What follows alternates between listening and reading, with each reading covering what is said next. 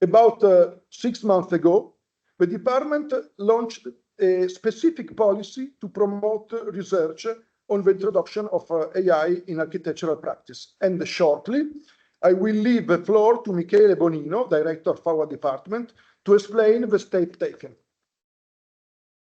This course is this seminar too, is part of this broader policy. And before leaving the floor to our host, I would like just to clarify 3 main points of this position. First, hybrid agency. These changes are not only technical, they concern a new type of social organization of work. We examine to the agency of machines, but also that the humans who use them.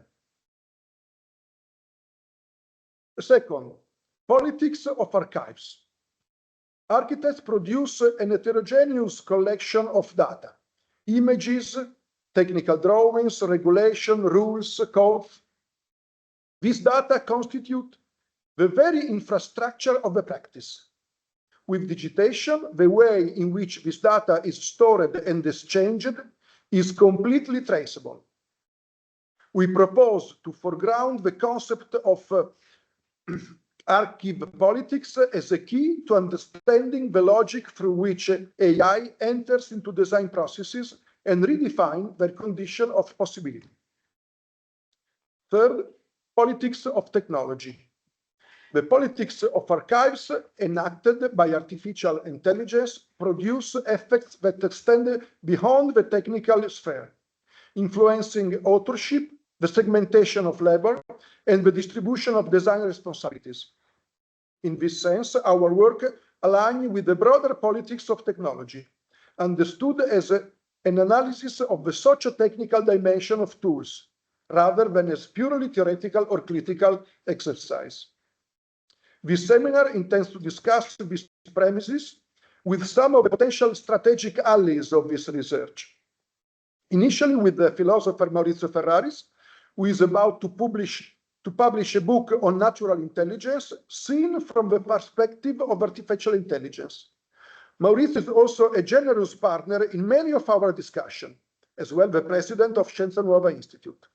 After Maurizio's presentation, Ciro Cattuto, scientific director of EASY Foundation of Turin, a private research institute with 40 years of experience dedicated to the data science, and Alessandro De Florentiis, head of strategic partnership of the newborn AI for industry, always in Turin.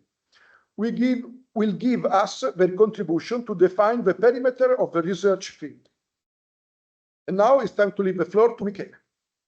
Thank you, Giovanni, and thank you to our guest. First of all, I would like just to, by the invitation of Giovanni, tell what we did in this quite recent time. We are not experts of AI in this department, of course, and today is a very important opportunity to make some steps forward. I remember what happened approximately 1 year ago. Giovanni came very enthusiastically, said, it's time to do something important with AI. Let's invite the best experts to the immediately and discuss. And I said, please, a moment, let's do a first round of initiative in order to be a little bit prepared. We started from the teaching because we realized that our students are already very much inside these new tools. Maybe they don't use it in a very scientific way, in a very precise way, but they do it. So we think important to guide this experience they are taking. And so we open one initiative in each of the 3 levels of the education.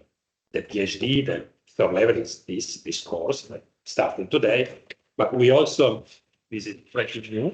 We started for the next academic year a course about design and artificial intelligence in the bachelor, the 3rd year of education, in the collaboration with our colleagues of the Department of Computer Science. Second, in the Master of Science, we invited a visiting professor, that is Lorenzo Mattozzi, that is the associate of the Dutch office MVRDV, in charge of developing the AI strategy inside the office. So we'll teach next semester a study about computational design. Third, of course, thank you to Federica, Giovanni, and many others, this course that will last till the summer. And then in the field of research, that is also very important to start, besides some PhD theses that are already almost at their final stage, we did an initiative that I'm quite interested in. It's the first time that we assign an academic position, not by field, say history of architecture or technology, but by topic. So we launched the position of young researcher dedicated to open science and AI, this specific relation. And then we launch it. Next month will be launched, and we look for application for all over Europe. It's not a local application. So, and then something is happening. Maria Luce, that is, she got a very important research grant, this FIS program about AI design and all the ethical issues connected. So this will make possible to open a new lab with around 10 people, considering the PhD scholars and so on. And so in starting from this input by Giovanni, many things happen. And now is exactly the time with this first layer. I'm aware that we are not well developed on this, but maybe it's the first time to try to position this first layer of initiatives and skills and knowledge that we are trying to build. So thank you very much to the people who organized this initiative and to you for being here with us today. Grazie. Thank you. Maurizio, the floor is yours. Thank you very much. Thank you for your invitation. I will start by a very general question. What is AI? Because usually when we speak about AI, or at least what the entrepreneurs of AI present to us as it was the AI, always appears an anthropomorphic scene. There is someone that has something like a brain. Normally the brain is blue in order to understand that is artificial, but there is this blue brain, and there is also a blue and white plastic man and human, and this is AI. This is completely misleading, also because, for instance, humans have something like the fact that they need to have water. By the way, I know that within 10 or 20 minutes I will need a glass of water. And they need to eat, and unfortunately they die. And this changed a lot in relation to the machine, because if this machine fails to have electricity, she's not worried. She is not worried because simply it can stop, and then it will take another form of energy and will start again. There is no problem at all. Whereas for an animal, which is not just a human, but also a cat, a beaver, a chimpanzee, a horse, or a worm, all this has this problematic stand. The fact that they have only two positions. Either they are on or they are off. And when they are off, it's forever. This makes that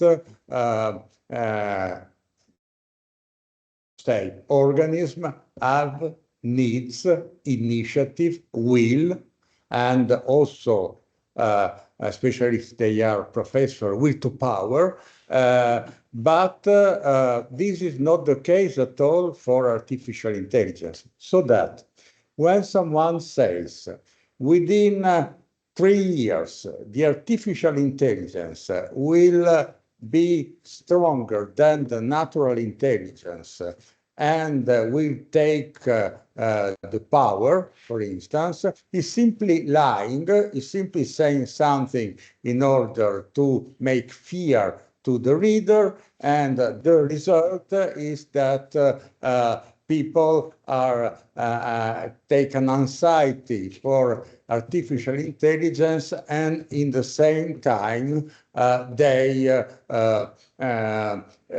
are interested in, because the horror is much more interesting than the funny, so that you have to make a horror movie on AI in order to be effective in advertising AI. By the way, this happens also in politics. Think about the contemporary politics. Horror is the best way to make to have success in politics. It's not a new wave. This happens since the origin of the humanity, but now we have much more media that show us how it happened. So there is a false image of the artificial intelligence that implies that this intelligence is anthropomorphic, has some anthropomorphic attitudes. For instance, will and initiative. They can decide to kill us, for instance. And this is very ancient as a fear, because maybe most of you didn't see a very old movie, 2001 Odyssey in the Space Odyssey. And in this movie, there was the computer, the big computer of the age, that tried to take the power in the ship. And this is clearly impossible, because a mechanism will never try to take the power.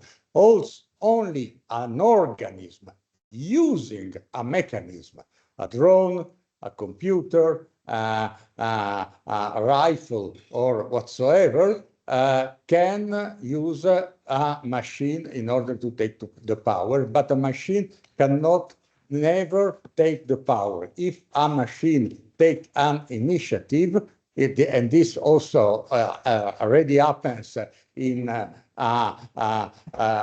thermostat or in a cuckoo clock. When say cuckoo, cuckoo, cuckoo, this is not an initiative of the clock. It's simply the mechanism that say you should do this, exactly like it happens with algorithms. First problem of the anthropomorphic description. Second problem, seemingly, there is also the idea that the intelligence of the artificial intelligence is something that comes from outside, maybe from the heaven, who knows, but all this is something that by miracle appears on our devices. But I said devices. All of you have noticed that last week appeared a proposition of an AI chat box on WhatsApp. And one asked to wonder why they are proposing me for free an AI chat box on the cell phone. The reason is because they are interested in us much more than we are interested in them.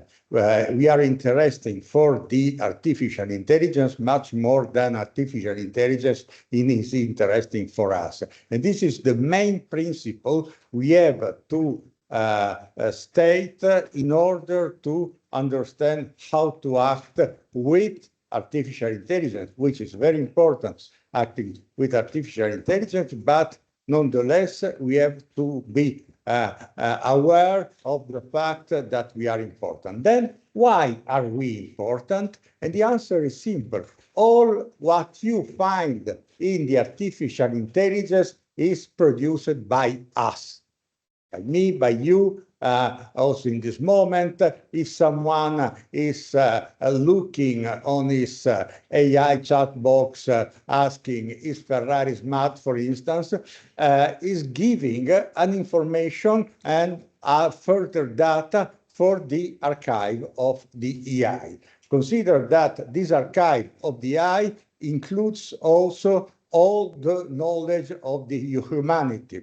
There is a wondrous quantity of books and writings, letters, messages, including this wide ocean, and this wide ocean of data that is the general library of the humanity was unuseful until someone decided, how can I use all this trash? Well, I will make a machine that allows people to make a question, and the answer will be picked up from the library, and then everyone will be happy. The people will make an answer so that the people will give me a lot of information on them, not on their habit or say singularity. There is not such a kind of surveillance in Western countries. This happens in China, but in Western countries, we are not interesting at all for people that make chatbots or something. We are simply interested as a part of a statistic brain that calculate the possibility of what is the next word that happens after I think that, and then what you put.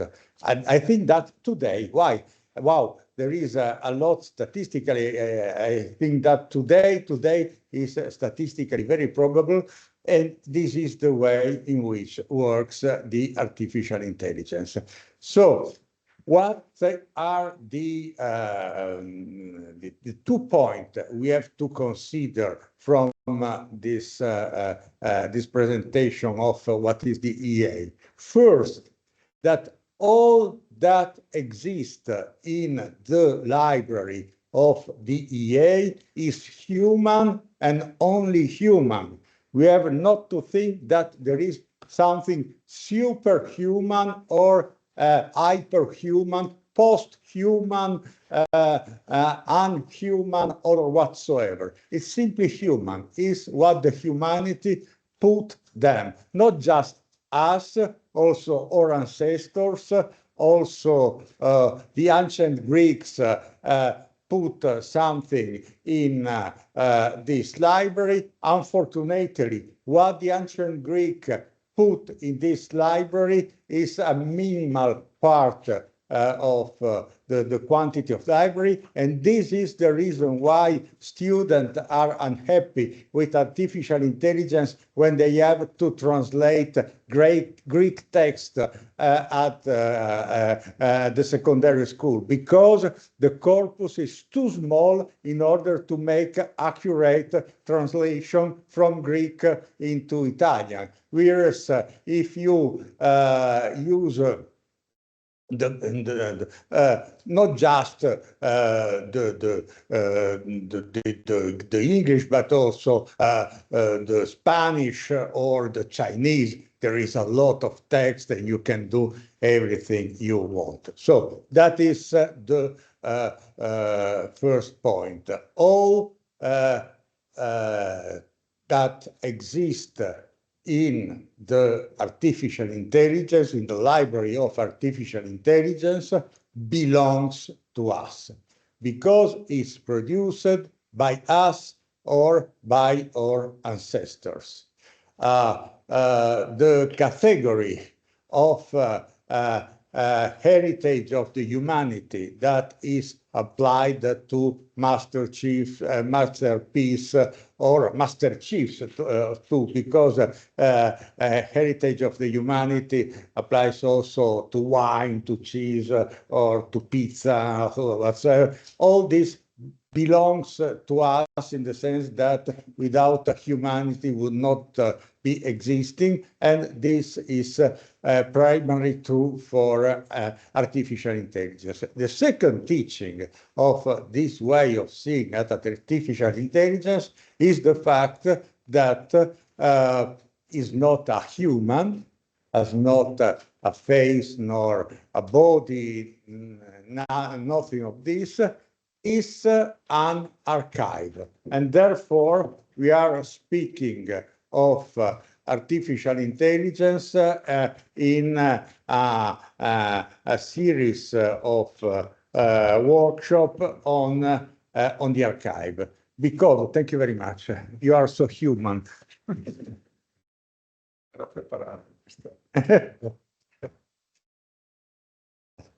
It's a human gesture. It would be not a kind of initiative that could be taken by an artificial intelligence, even though it can be programmed in order to do this.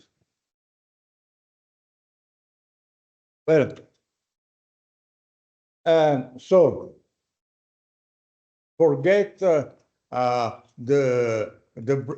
blue brain and think about the archive. The artificial intelligence is a kind of gigantic library in which there is a librarian who is very smart, very fast, and go looking for the answer to your questions. The only point is that in every library, also in any existing library here in the Faculty of Architecture or in other library, there is a lot of mistakes and lie. This because, unfortunately, the human knowledge is not perfect, and in every library you will find at least a half of the information which is false. Also, you go in the British Library, you see all those books, and you say, well, half of this is false. And this explains why sometimes, a lot of times, the artificial intelligence lies. It's not just because she always tries to be perfect and to have an answer to any of our questions, but also because simply we ignore the true answer to what we answer to the artificial intelligence. By the way, consider that this is a proof of the fact that artificial intelligence is not superhuman, because if the artificial intelligence would be superhuman, then she could answer questions that humans cannot answer, whereas the artificial intelligence is not able to answer this kind of question. It's easy to answer questions that humans can imagine what is it, but they have not enough time to make the answer. For instance, what is the highest prime number? And then you have an answer given by the artificial intelligence. Also, a human can do this, but it would take a century. So you need at least 3 humans in order to have this question, whereas the artificial intelligence give the answer immediately. Well, in the moment in which we have discovered that the artificial intelligence is not a human, but the archive of the humanity, then we have already a solution, a way of acting in order to make a politics of the archive. Because, of course, already now there are a lot of politics of the archive. The state make politics, every state make a politics of the archive. Every entrepreneur in the AI makes a politics of the archive. What is lacking now, in my view, is the possibility of making an some alternative politics of the archive. And this is not the responsibility of the state or of the entrepreneur. This is a responsibility of the humanity that still has no some evident strategy to use this archive, not just to have answers, which is important, but also to make politics, which is even more important, but at the time is in a sense unthinkable. And what we have to do is to think how to realize this politics of the archive, how to do that any one of us can have a political attitude towards archive, which is not a pure criticism, which is not distrust, because it is not interesting, but is an alternative use and capitalization of those archives. Given this premise, I will try to give you, in a sense, a more detailed description of what I painted very broadly in my introduction, and answering three questions, namely, what is the web, which is banal, but still we can make mistake in answer this question. What is AI? I already answered the question, but I will give further detail. And then the political question, what should we do? What should we do with all those archives that lies in our pockets or on our tables? So, first question, what is the web? The main point we have to understand is that the web is not primarily information, the web is primarily recording. Consider that the technology that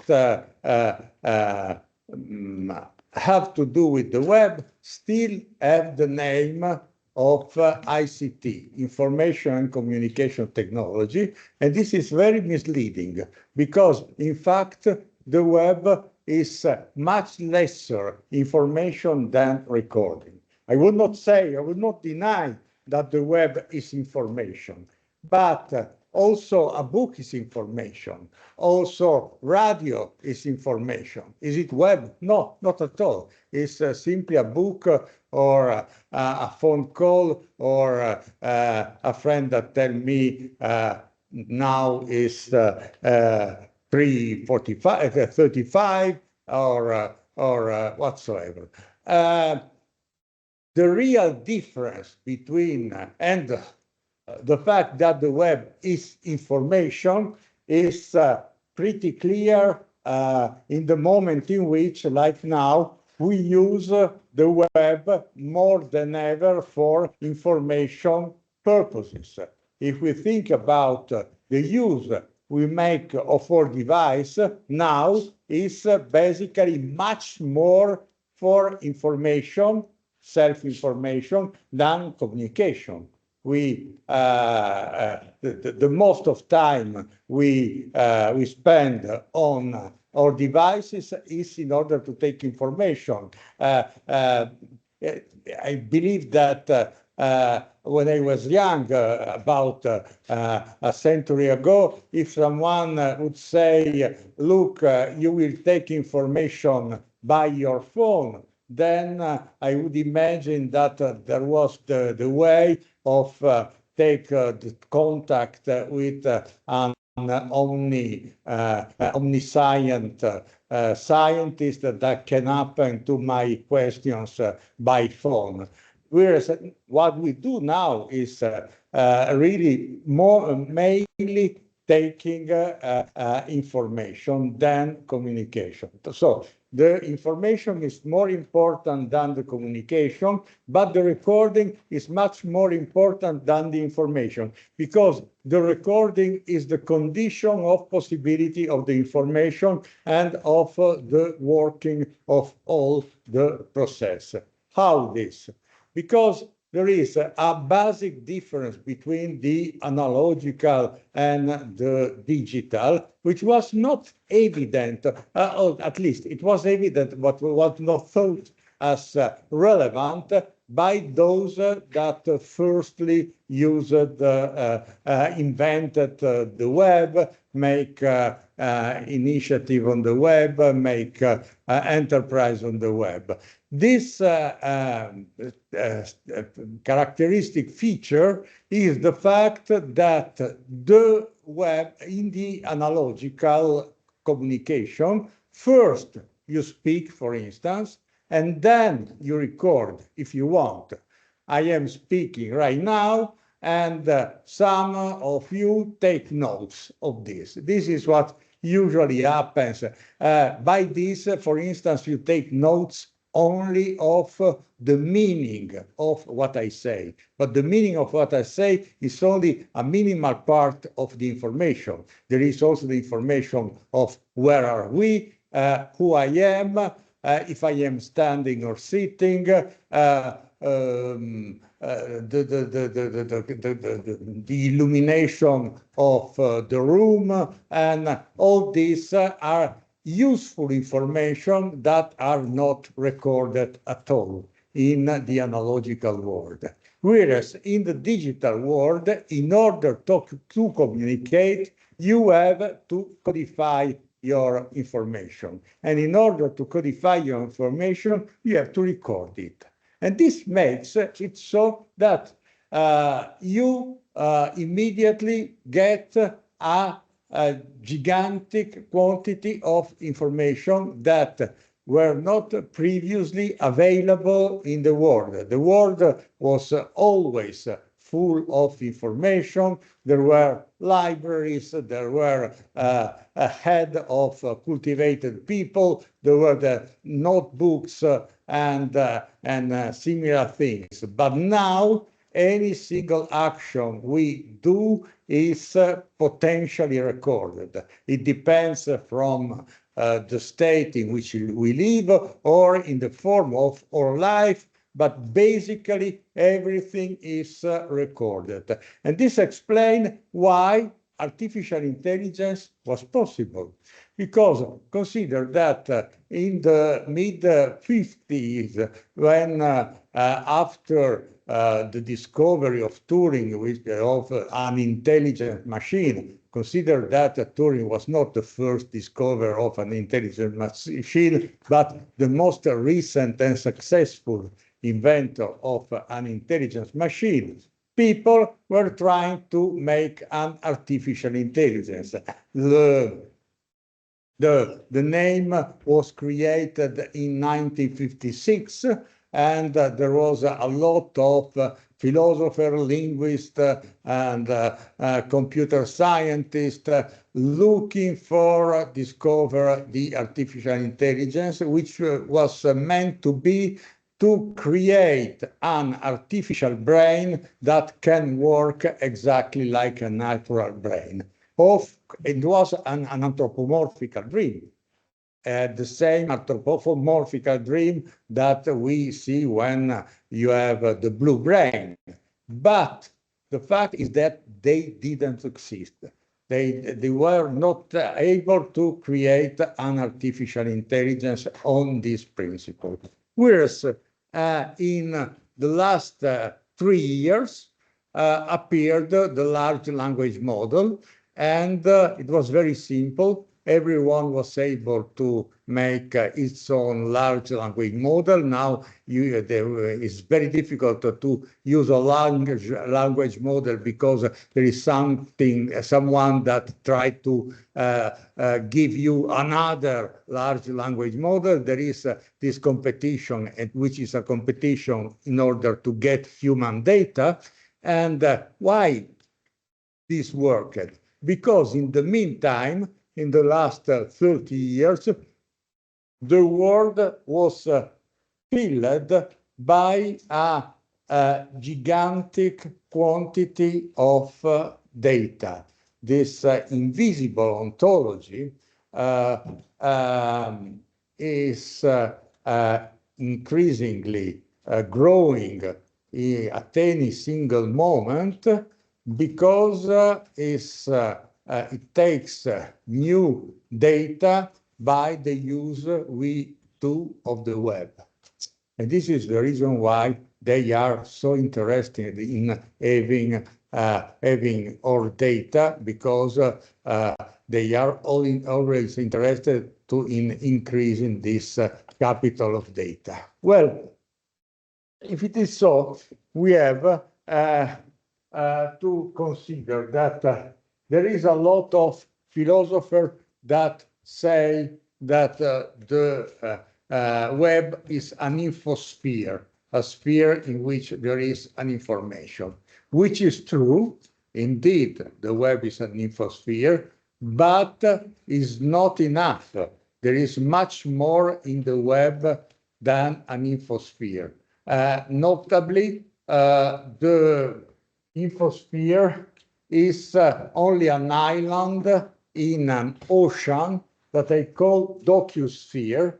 Docusphere means infosphere is, for instance, you interacting with your Meta AI, asking who I am, and taking the answer to this question.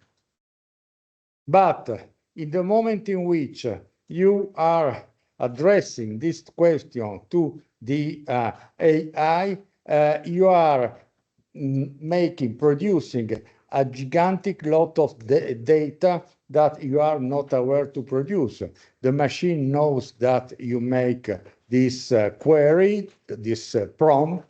The machine can compare all the prompt you have done before this, and can try to make a provision, for instance, for the question you will rise after that. And she can compare all the people that asked, who am I in the world, and this for what purposes. In this case, I am not able to find the real purposes, but consider that, for instance, in 2019, there was it was noticed that there was a lot of questions. It was before artificial intelligence, but already in the world of the web, a lot of questions is, what are the symptoms of pneumonia? And from this, the increasing number of questions, what are the symptoms of pneumonia, there was the provision that something related to the respiration will appear in the scene of the world, and it was the COVID. From the question of people, you can imagine, you can make a prediction. You can make prediction in a lot of fields, but you can also give correct answer with the artificial intelligence. And if this works, is because there is the docusphere and not just the infosphere. For instance, if I make a question to the artificial intelligence, then I make again this question to the artificial intelligence, it's very likely that the artificial intelligence will answer. You are answering me again the same question. This means that the artificial intelligence takes note of my activity. And this is a very simple way, but taking note is constructing a capital that is the docusphere. And I say that if we simply look at the infosphere, then we are obliged to think that there is a fair trade between the user and the platform, because the user gives for free information on itself, and the platform gives what takes the example of Marx was simply this, that the worker in the factory works 12 hours. During 6 hours, he pays its own salary, but in the other 6 hours, he gets money only for the proprietor of the factory.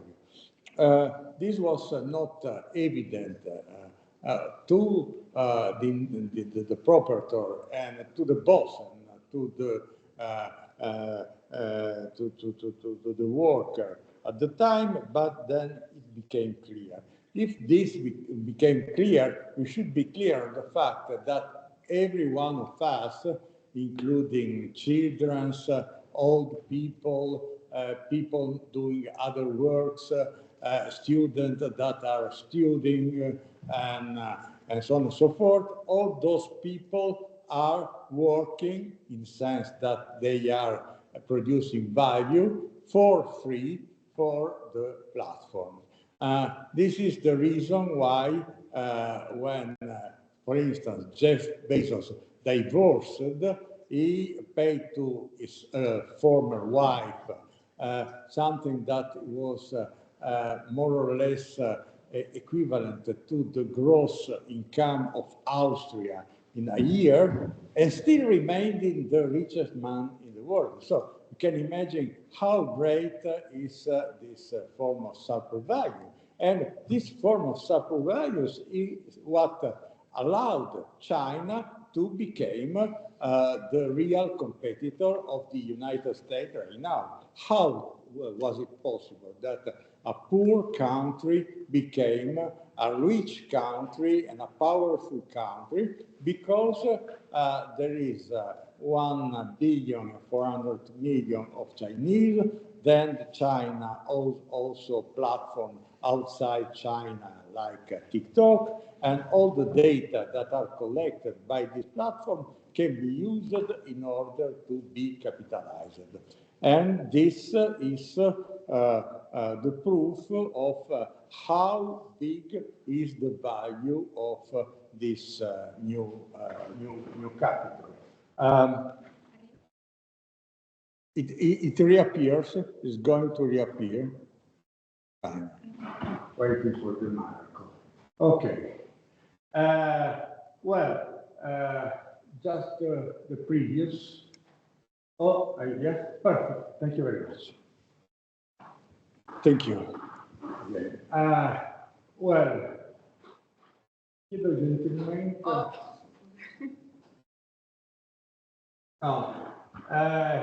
There is another point to be considered, that this is the docusphere in which is created the huge surplus value of the platforms. But we have also to consider that without an anthroposphere, and yes, anthroposphere means a sphere in which there are organisms systematically connected with mechanism, EI humans. Humans are organisms that have a systematic connection with mechanism. Think about our situation now. We are dressed, some of us have glasses, there are chairs, there is a roof, a ceiling, better, and we have all the condition that allows us to make a seminar, because if we were in the wild nature, we were all too much preoccupied of avoiding predators. And this is the condition of being humans. By the way, the fact that now we are more than 8 billion of people on the world is the proof that the technology succeeds, because it's only because of technology that a very imperfect animal like a human will be able to live in hospital places or in uncomfortable situation and grow up and die when 80 over 80, 90, when you, well, the anthroposphere give to all the mechanisms life, the will, and the meaning. The life, because what is trying to capture, like Dracula, the web, is our blood, namely our life, or interest, or form of life. This is interesting to machine because they don't know how human works and lives.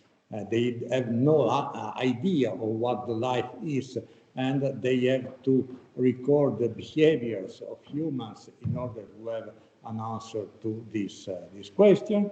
And secondly, the will, because unless we have the will of a human, any machine will remain asleep in a sense. And it what happens for this machine, for instance. It fall asleep because I didn't manifest my human will of changing the slide. And this applies to any kind of interaction between human and machine. The machine can be a tool like a knife, or can be a car, or can be whatever you want. You cannot imagine, for instance, a beaver connected to the web. It's not interesting for the beaver, the web, even if there is a movie on the beaver. It's not interesting, a movie on the beaver. Whereas humans are very interested in movies on the humans, and maybe also in movies on beavers.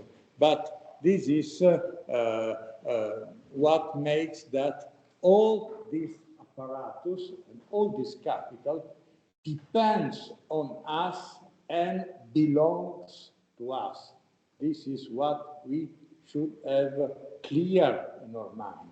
All this stuff is produced by us, and especially the meaning of all us belongs on us and depends on us.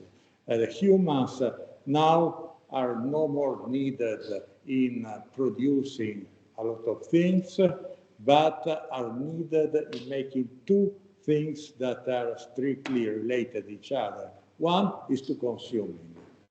We are interested not as producer, but as consumer, because the consumption is something which is peculiar only to humans.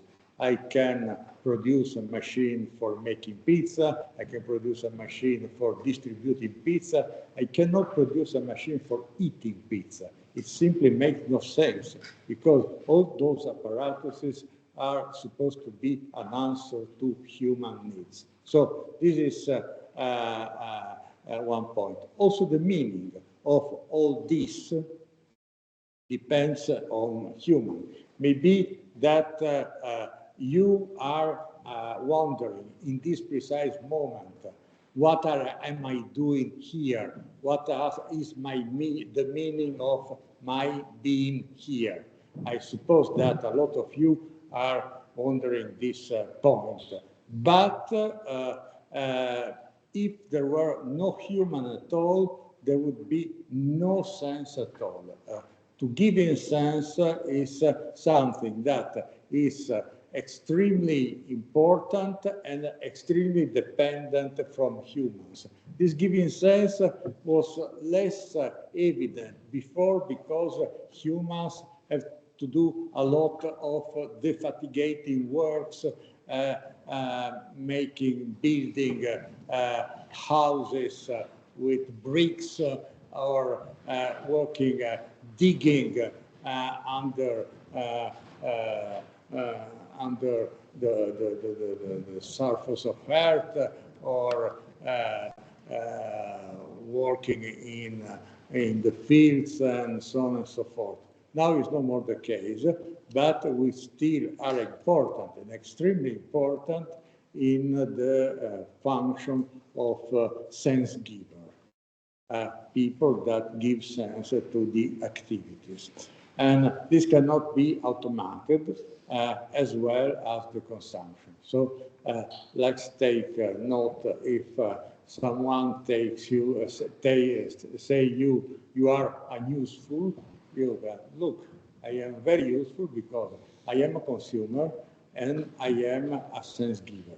And without me, machine, you will be completely unuseful.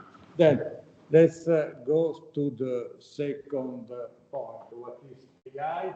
I will be will go very fast on this topic because it was also already arrived at the beginning of this talk, but just in order to understand how is produced, the EA is a kind of circle. The circle is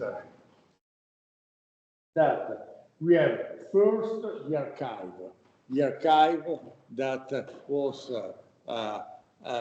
pre-existing, and the existence of the archive was the very possibility of the birth of artificial intelligence, as I said, and this pre-existing archive became every day greater and greater because of our behavior on the web. But, well, this capital, this archive is rich because it has very detailed and very granular, with a very fine granularity of information on human behavior, and much more, for instance, that the information you can get from a bank. From a bank, you can just get the information of the wealth of the people in the bank, or from the stock exchange, you can just get information about the fear or the confidence to the future of the investors. Whereas here we have the concrete, the effective and detailed map of what humanity is. For the first time in the history. What is the human is a question raised by a lot of philosophers and not philosophers. Now we have the answer. The answer is the archive. The human is the archive. The human is what is stored in this archive, which is rich, is new because it was not existing till 20 or 30 years, not existing in two senses. First, because there was no way of recording our behavior before. And secondly, because all the previous information existing in the analogical archive has been transposed into the digital archives, that we have this new brand capital. Brand new capital. And it's renewable because if I ask to a platform, give me your data, the platform still owns the data, but I can get in. By the way, there is a law of the European Union that allows every one of us to ask its own data to the platform. no one of us does this for the simple reason that they are not interesting. But if we put together excuse me, a lot of this data, then we can get a lot of information, and fair because since this capital records much more the need than the production, it has to do with what equalize all the human species. We are very different in production because there are people that are better in production, worse in production, or they don't want to product. There are several situations. But we are all equal in need because we all live, we all die, and in the meantime, we make acts of consumption, and those acts of consumption are what equalize all the human. Therefore, it's really an heritage of the humanity, all this archive, because it's the true archive of what humanity has done, and moreover of what humanity needs, which is extremely important. The second point is that AI is simply the capitalization of the archive, a way of capitalization of the archive. There be other way of capitalization of the archive, but the people that made the AI had a good idea for capitalization. They said, look, we have this huge amount of data. They have no value because no one has access or had need to have access to this data. What should I do? I will prepare a series of algorithms that makes it so that people can ask a question and find answers using this archive. And but I repeat, the great value is what is given by the question much more than the answer, because without question, the answer were not interesting at all. Without humans, all the archive would not be interesting at all and would never have birth, because we don't know of archives of wolves or elephants. Just humans, some humans have archived very soon in the history of. And then we have the users. The users are those who, as I said, give value to all the archive, give value to the capital. Think about the fact that also the gold without any human would have no value at all. And the money is the same, but all those data especially would have a completely unuseful, because with the money you can buy something, with the gold you can make a lot of things. For instance, a false tooth of gold. Be careful, because maybe people then try to get this teeth. It happens. But whereas for this data, there is no possible value outside the continuous use of the users, and this continuous use of the users is in the same time the increasing quantity of the capital of the archive. The archive became greater and greater and greater. Well, I am almost done. Thank you. What should we do? This is the political question. The political question is what to do with this archive. And we have three solutions: feudalism, imperialism, and communism. Communism is put only in, say, advertising way, because I personally believe that communism is a very bad idea that give prejudice to people, because people who are communists are convinced to be better than those that aren't communist, and this is something that I personally detest. But to come back to the three solutions, the first, feudalism.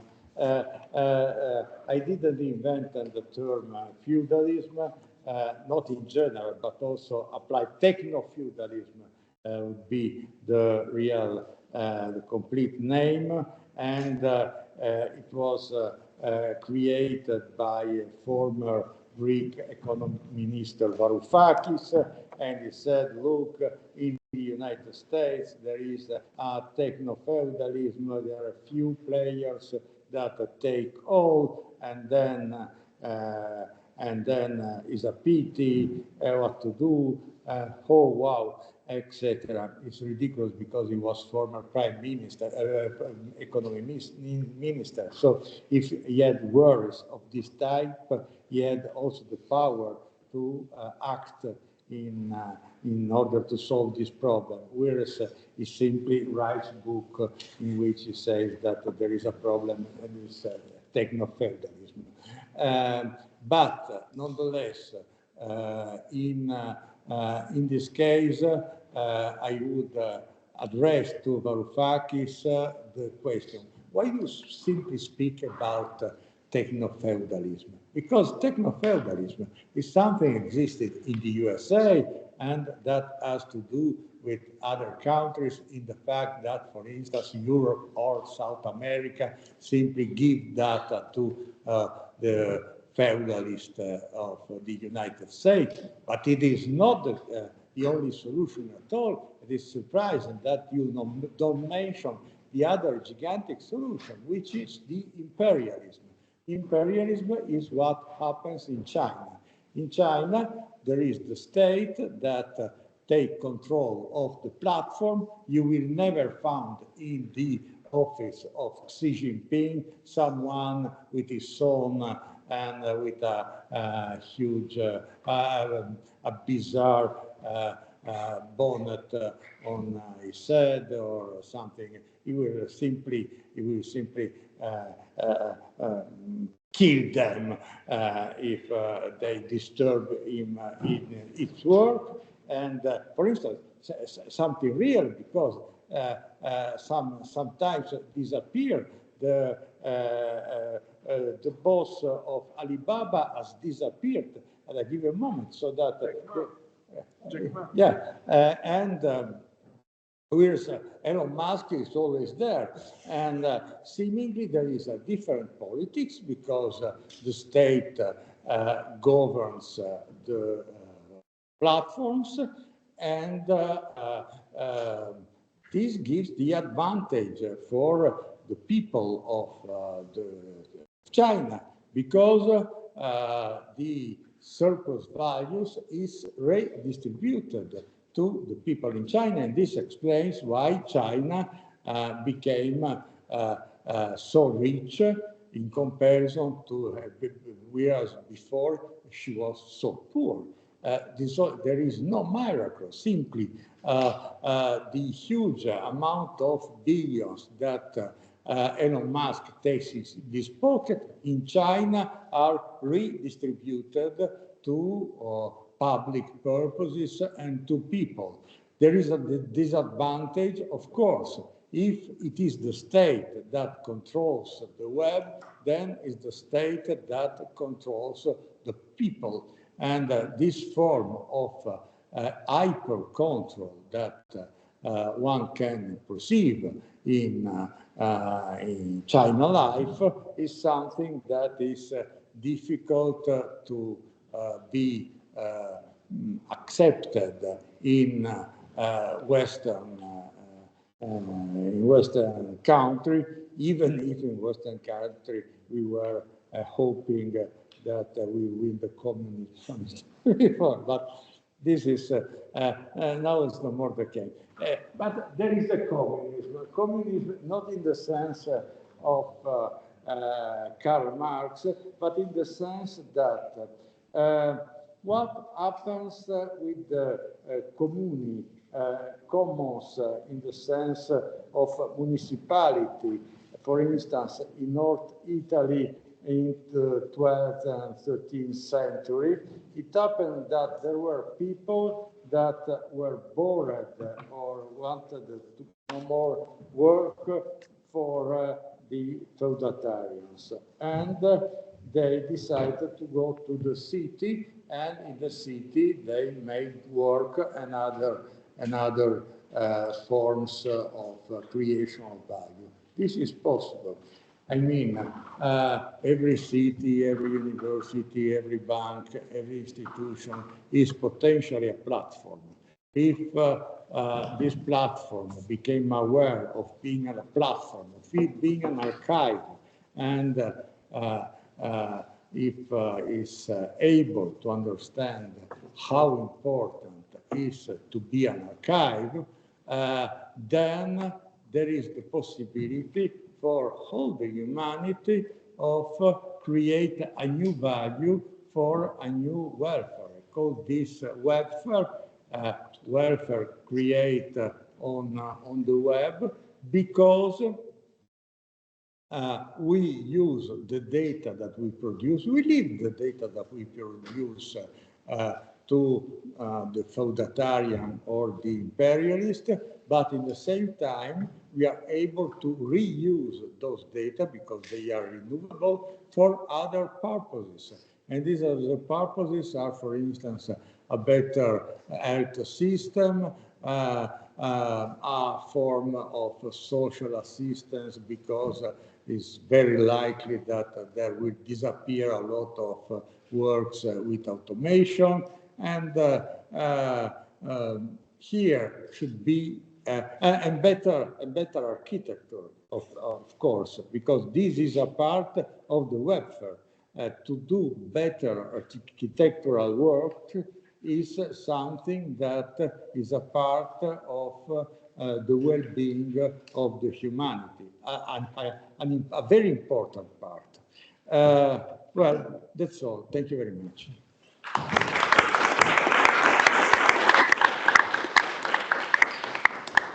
Thank you, Maurizio.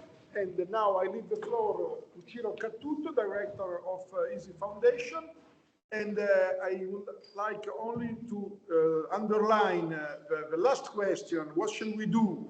We can try to do as architect, as designer, as we are, to build a potential platform to manage new archives, to manage new database, and maybe something that is related to what Ciro Cattuto will say today. Ciro. Buongiorno a tutte e tutti. Yeah? Yeah. Okay. I'll do the same. So we switch places. Yeah. So my name is Ciro Cattuto. Thanks to Professor Giovanni DURBIANO for the invitation to speak here. Thanks to you for being here. Thanks to the people online. When Giovanni invited me, like, my reaction was like, I know absolutely nothing about archives. Why are you inviting me here? And then we started reasoning on like some general problems, and I would like to address some of those challenges today with you. Feel free to interrupt me as I go. I plan to speak for no more than 20 minutes. I have a timer that will stop me at that time. If you have questions, objections, violent reactions, feel free. What I want to unpack a bit today is like 2-3 ideas that I think are general and cross-cutting when we speak about AI and socio-technical systems and how AI is entering society in general. I'm very grateful to Professor Ferraris for having gone deep into a couple of things that I will touch back on. Contrary to Professor Ferrari, I'll fly on the surface rather than diving deep. And so I'm a physicist by training, so I tend to look at data. So I basically want to share with you very few ideas. One is about like the centrality of data when we speak about AI and digital transformation, and how data can be used to create new common goods. And this touches exactly on the point that Professor Ferraris finished on. Then I want to reflect a little bit on AI and what type of models are AI models and what are some obvious weaknesses of those models. And finally, I want to discuss like what the road ahead looks like in terms of opportunities for all communities and for your community in particular. So the first key idea I want to unpack a little bit is the public value of both public and private data.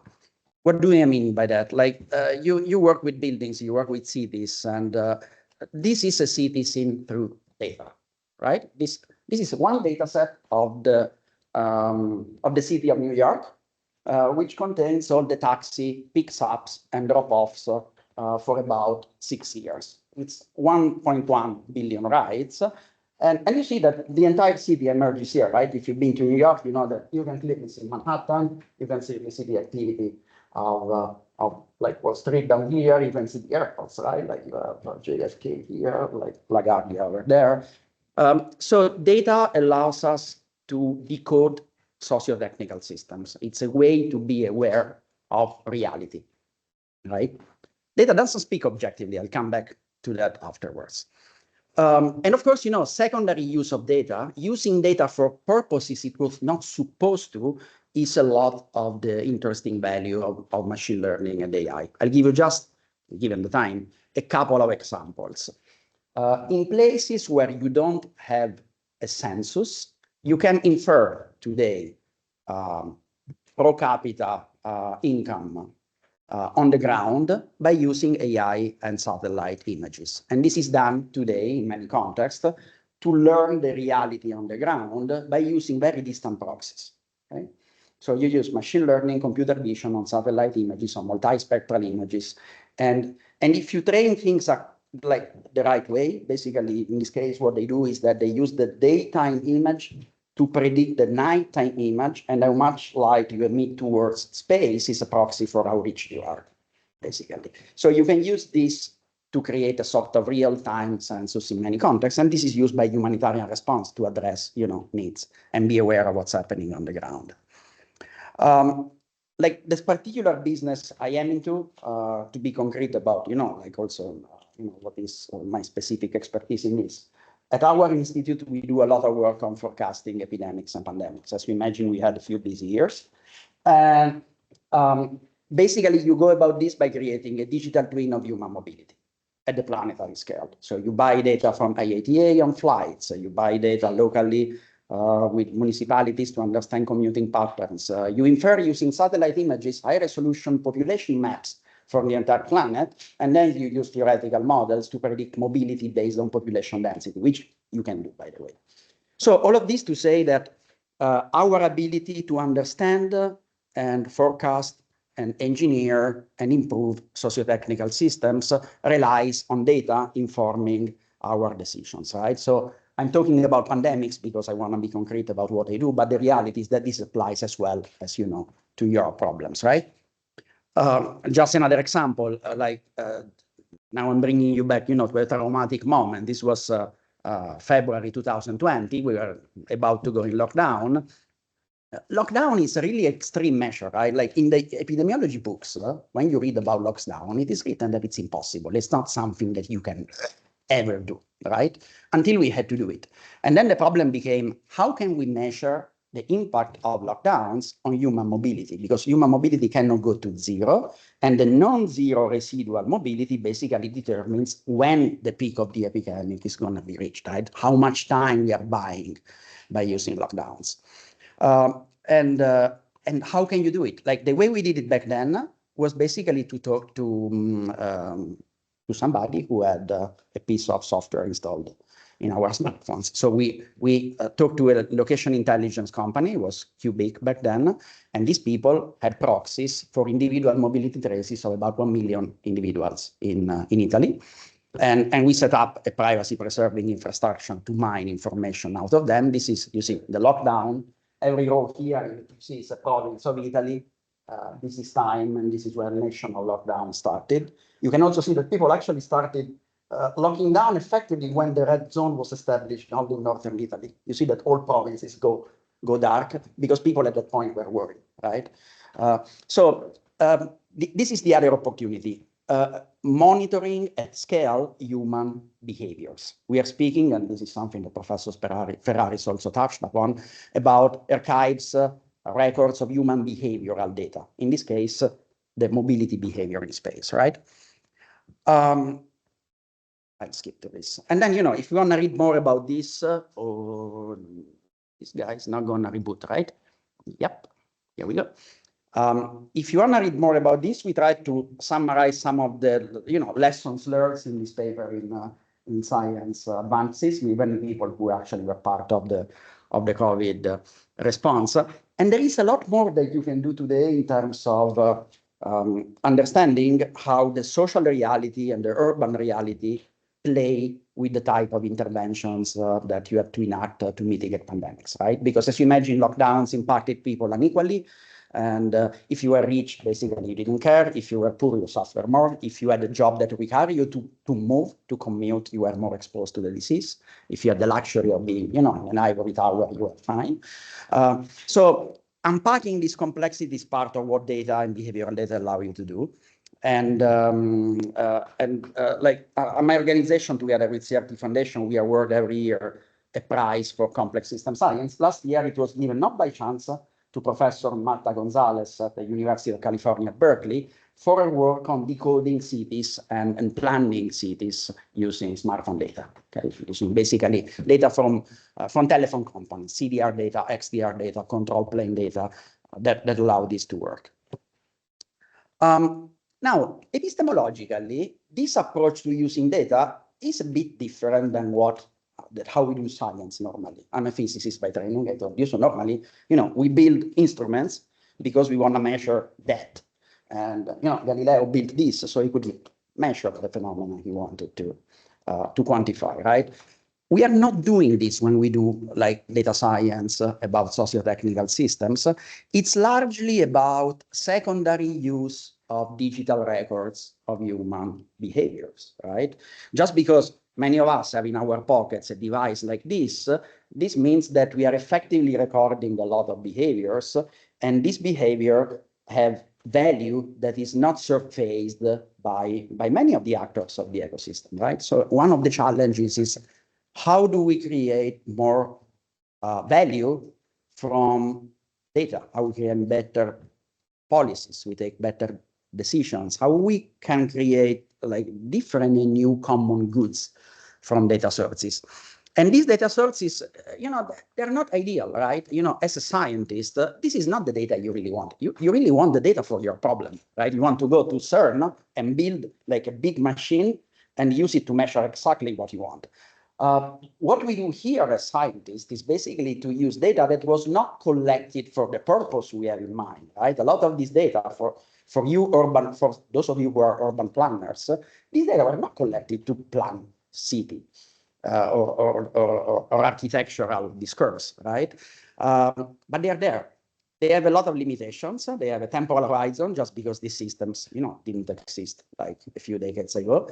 There is no reproducibility. There is very limited context. You see mobility, but you don't see the why for that mobility. There are all sorts of biases, like people who don't have smartphones, you don't see them, right? So who are you ignoring in a sense in design? Who are you leaving behind, really? And this becomes very fast, very political, right? And then, of course, there are data protection challenges, there are governance challenges, but the value is that these data are there, and today we have become pretty good with computers, so we can process at scale data from mobility of an entire nation on a laptop. Okay, this is the reality where we are today.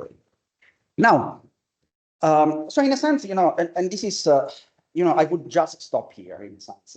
Like the really difficult questions, I believe, of this time, especially given the specific geopolitical context, is how can we create new common goods based on data and AI, keeping in mind that normally creating these common goods requires bringing to the table at least 3 different types of actors.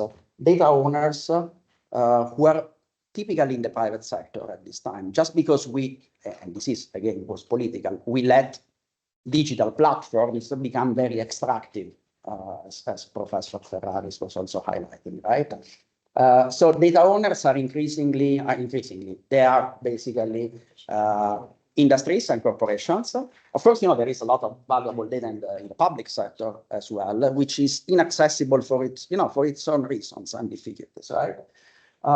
There are problem owners, somebody who wants to design a city, someone who wants to improve the way, welfare works, somebody who wants to create hospitals that are safer to invasion by a virus.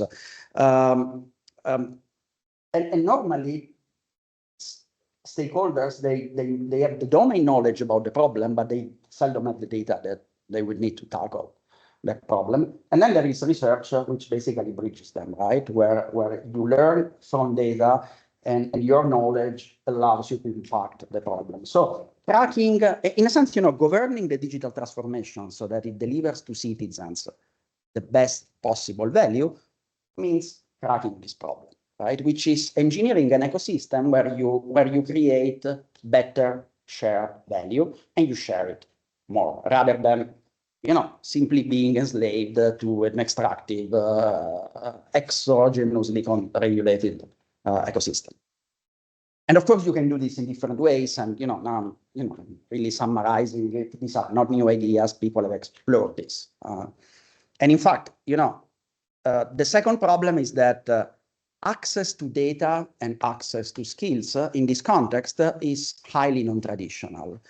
The data, as I mentioned, is typically commercial data, so private data, in many cases, privately held data at the origin. In many cases, you have personal data, which comes with its own challenges, right? It's very, measuring something is an act of power, right? Between the measurer and the measured. And so in a sense, giving your data makes you weaker, makes you visible, makes you targetable.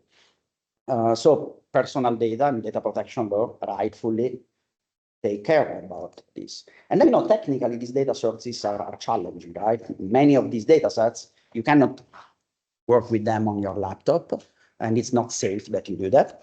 So access to data is non-traditional. The skills are also non-traditional. Basically, we need a new generation of bilinguals of science and research, and you are probably that generation, right? People who are trained in a specific domain, but they also have deep knowledge of computational methods, statistics, data science. Basically, you want to be here. You certainly don't want to be in this area. And this is a nice diagram that was created back then by the founder of LinkedIn to identify what type of new talent was needed for data science, right? And the problem is that you need people who grow at the interfaces of different disciplines. This is the challenge. And right now, many of our training institutions are not training these people, right? So you will be probably, and these initiatives are valuable exactly because they cross-pollinate disciplines that normally don't interact with one another.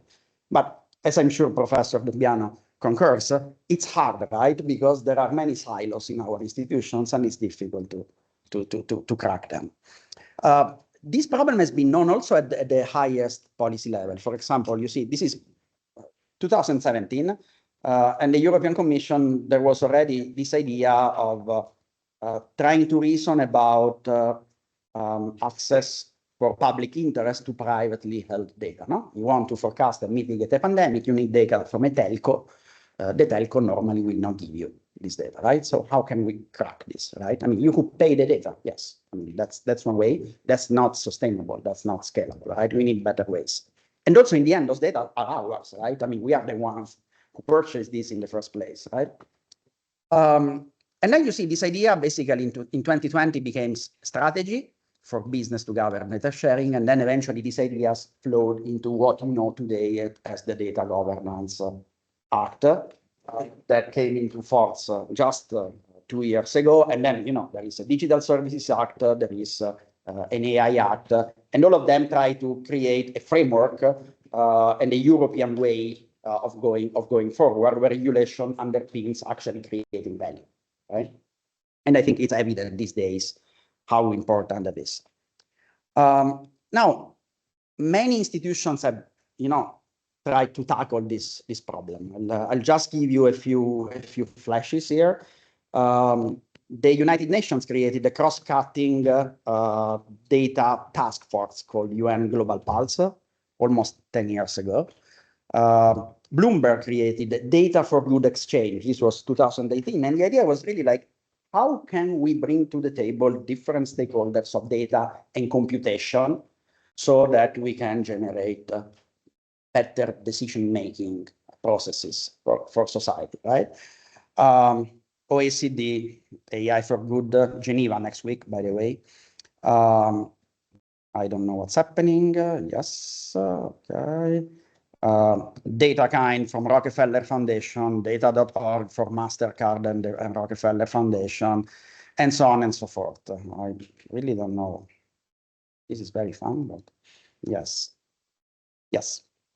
And well, I can skip it. So if you wanna, I mean, since this is also part of the course, right? So I'll share you like a few pointers. If you wanna learn more about data collaboration and what are the incentives that make data flow in real world cases, not just, you know, the theory, like without much substance I'm sharing right now, go look this, that you cannot see it, go check this,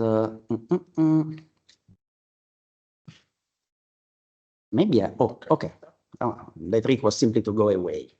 Okay, datacollaboratives.org. This is a nice effort by the New York University's data governance team. It's called GovLab. And they mapped data collaborations that work. Many of them failed. They mapped those that worked so that we can learn, you know, what kind of incentives and reciprocities work.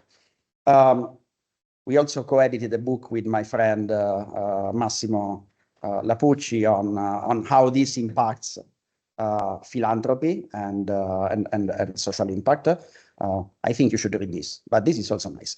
Now let's go to AI models, right? Like I think that I convince you that data is key to decoding and understanding socio-technical systems, and that we need better data governance so that we can create more public value and better systems overall, right? And that includes the systems that you are responsible and will be responsible for. Now, when it comes to AI model, it is important to remember that AI models are not like this, right? You know, this is the kind of knowledge we like because we understand it. Like the physics of the atmosphere is something we understand. We can work out the equations. We can create a faithful digital twin of the atmosphere because we know the physics. And we know the initial conditions because we placed satellites around the planet and a lot of sensors on the ground, right? And this allows us to make this type of forecast, right? AI models are not like this, right? AI models are like this. I'm sure you've seen this. This is this great artist called Randall Morrow, who runs this super nice blog called XKCD. And basically you see here, like, is this your machine learning system? Yes, you put the data into this big pile of linear algebra and collect the answer on the other side. And if the answer are wrong, well, you just steer the pile a little bit until they get a little better. Okay, so with machine learning, we do this. Okay, it's important to stress that a lot of machine learning, a lot of AI is unsupervised supervised machine learning. So we simply give the machine a huge amount of examples. Okay, you see 1 million images of a cat, 1 million images of a dog, and the machine learns how to discriminate cats from dogs. Of course, you know, this is non-human, right? Like nobody of us learned to discriminate cats and dogs because we were shown millions of images of these things, right? So something like GPT-4, for example, has got basically 175 billions like knobs, right? And what you do is that you initially they're randomly positioned, and then you just train it to predict the next token, and it fails. And when it fails, you twist the knobs a little bit, and it gets a little better. And as you imagine, you need a massive amount of computation because you need to figure out which combinations of settings of these 100 billion knobs gives you the right answer, right?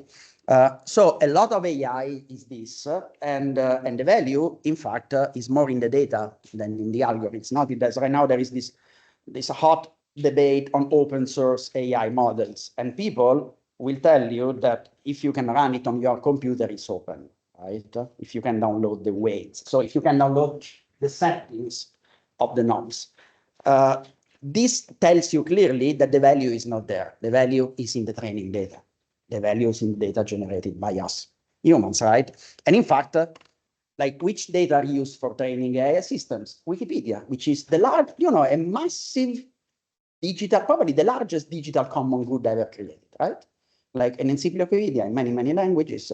And this is essential in training AI systems. And you can see what's happening now because you see basically that whoever produces content either sues OpenAI or strikes a deal with OpenAI. And actually there is a nice article on The Economist, and you see 2021, 22, 23, 24, like the purple ones are people suing OpenAI, the blue ones are people striking a deal with OpenAI. So either you pay me or I sue you, right? Which tells you where the financial value is. The financial value is in the training data. It's not so much in the algorithm, right? This is important to understand. And of course, it's not obvious that it will be always like this, but right now it is like this. So second idea that I wanted to deliver, AI critically depends on access to data. It's more important access to data than having the right algorithm, right? So there is a lot of latent public value from data. AI depends on access to data. How do we use AI systems? Because AI systems are largely like complex settings of billions of knobs, okay, we really don't understand. Many of them are black boxes. We control the input and then we decide what to do with the output. Now I'm oversimplifying. There is an entire field called AI explainability, which is about trying to unpack what is happening here, right? But by and large, right now, we haven't cracked that problem, okay? So there are problems both at the input and at the output. At the input, the problem is that the data you feed translate into limitations of the AI model. Look at this. This is a map of Facebook, of every user of Facebook in 2000. This is old, I think 2012. And you see, if you assume that this is the reality, we are talking about a reality where there is no Russia, there is by and large no Africa, and there is very little Brazil, right? So we are erasing, and there is absolutely no China. Okay, so we are erasing, most of the population on the planet. Okay, and of course there are reasons for this, and they are political, right? In Russia there was a dominant system called vContact, which was more popular, still is more popular than Facebook. In China, Facebook is blocked. In Africa, people in many cases don't have access to the internet or don't have the luxury of accessing Facebook. So the data that you feed to the AI translates into limitations of the AI, and surprise, I mean, we end up with AIs that are sexist, racist, and discriminatory in any ways, right? And of course, there are, again, entire fields of study on how to cope with these problems. Then the second thing is the output, right? Like how you connect this to real world system. And this is an example of how complex real world systems are. This is a diagram made by the UK Office of Public Health of all the factors, all the known factors that influence obesity, okay? And you see that there are social factors, there are architectural factors, there are urban factors, there are genetic factors, nutritional factors. This is really a complex problem. And you see that there are many, many loops, right? So nobody in their right mind would think that, striking down this node solves obesity, right? So plugging AI into this basically makes the system more complex, not less complex, right? So it's important to realize that we are using AI to act on systems that are already complex and that largely we don't understand already. So this is the third idea I wanted to share with you. And now, this part is so rich in its implication that I don't have time to go into the details. So I will simply give you like 4 articles that maybe you would like to read, coming from very different angles. One is coming from behavioral economics and collective intelligence.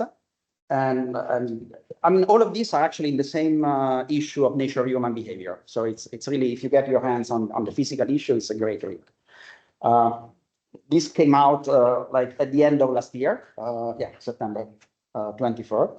So this is a great one on behavioral economics. Behavioral economics is used, since forever, right? Behavioral data to understand economical and strategic behavior of humans, including experiments. This article explores very nicely how large language models plug into this, right?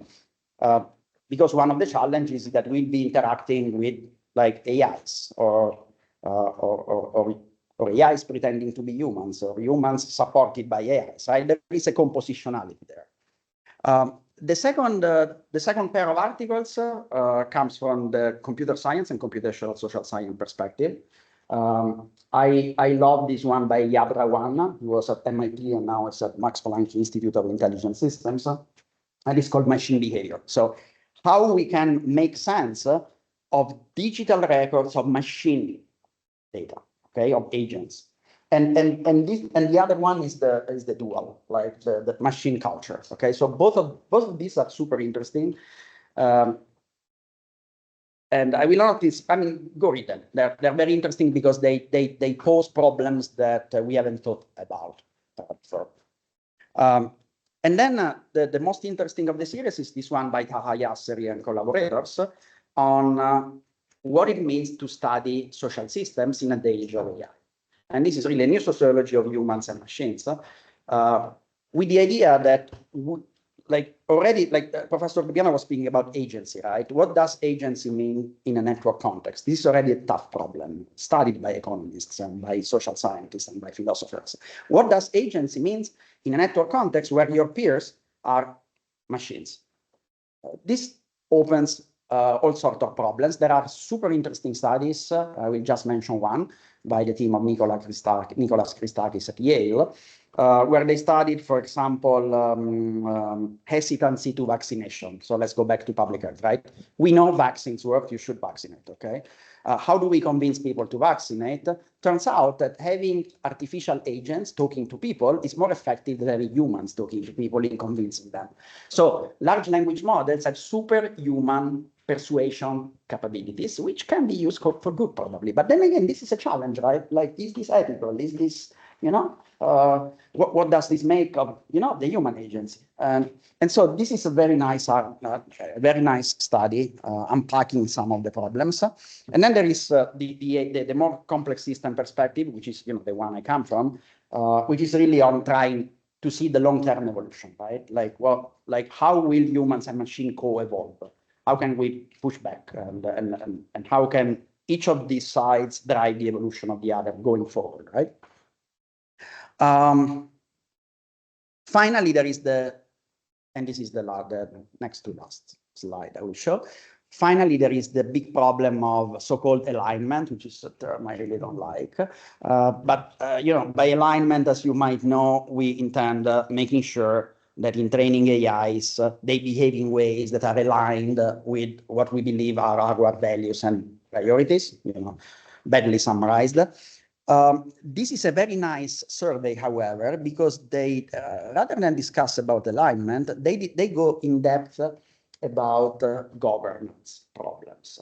And it's clearly emerging that academia, non-governmental organizations, non-profit organizations have a new role in convening these actors and in aligning the ecosystem to the best interest of citizens. So basically, whoever has got a license to act in the social interest, in the public interest, right now has a responsibility to act as a convener in this ecosystem, right? And this is interesting, and I think this ties very nicely to some governance problem that you have for archives actually going forward. I guess I will stop here, and thanks for your time. I went over time by 5 minutes. Sorry about that. Thanks.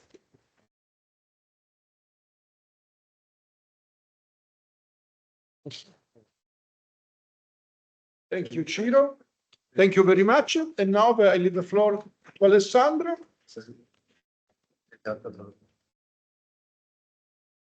Condividi tu? Sì, condivido. Ok. E usi anche il tuo microfono e tutto? Come vuoi, eh? Alessandro, Sì. So the newborn platform. Lo tolgo? No. Lo tengo? Vai. Ok, Vai pure. No. perché vedete? Ok. Allora, intanto purtroppo parlerò soltanto in italiano perché l'inglese non sono proprio grosso esperto e non sono un grande comunicatore. Allora, cosa sono? Sono essenzialmente un informatico. Sono nato, diciamo, veramente informatico, ero un nerd, a 14 anni ero già un esperto programmatore. Quando mi sono laureato nel 91 non c'era ancora il web, quindi parliamo veramente di tanti anni fa, però già c'era l'intelligenza artificiale. Quindi nel 56 è nata l'intelligenza artificiale come un'operazione di marketing, perché proprio il concetto di intelligenza artificiale è stato voluto proprio come un'espressione di marketing sui sistemi esperti. I sistemi esperti ovviamente non si potevano sentire, l'intelligenza artificiale è una cosa un po' più interessante, quindi è nato, diciamo, il concetto di intelligenza artificiale. Questo concetto negli ultimi pochi anni, negli ultimi 10 anni, ovviamente è esploso. È esploso perché essenzialmente ci sono stati 3 fattori abilitanti. Uno è ovviamente la potenza di calcolo, che è cresciuta tantissimo, quindi è stata abilitante. L'altro pillar sono stati i big data, quindi la grande quantità di informazioni ha permesso all'intelligenza artificiale che vediamo adesso e che vedremo sempre di più a crescere, e per terzo, diciamo, anche la parte algoritmica, quindi tutti gli algoritmi di deep learning sono cresciuti. Questo ha fatto sì che le grandi industrie tech americane hanno investito miliardi per creare quello che oggi iniziamo a vedere come intelligenza artificiale applicata un po' su tutti i campi. Quindi tutti oggi parlano di intelligenza artificiale, non solo noi informatici, che quindi già queste tecniche le conoscevamo, ma oramai si è distribuito in tutti i settori. Parliamo adesso invece della fondazione AI4I. AI4I nasce nel 2024 su iniziativa di 3 ministeri. Quindi il governo italiano ha capito che c'era un problema dal punto di vista di un divario di ricerca scientifica verso l'industria, e quindi con un decreto legge del 2024 ha istituito questa fondazione. Una fondazione, diciamo, privata, finanziata da fondi pubblici.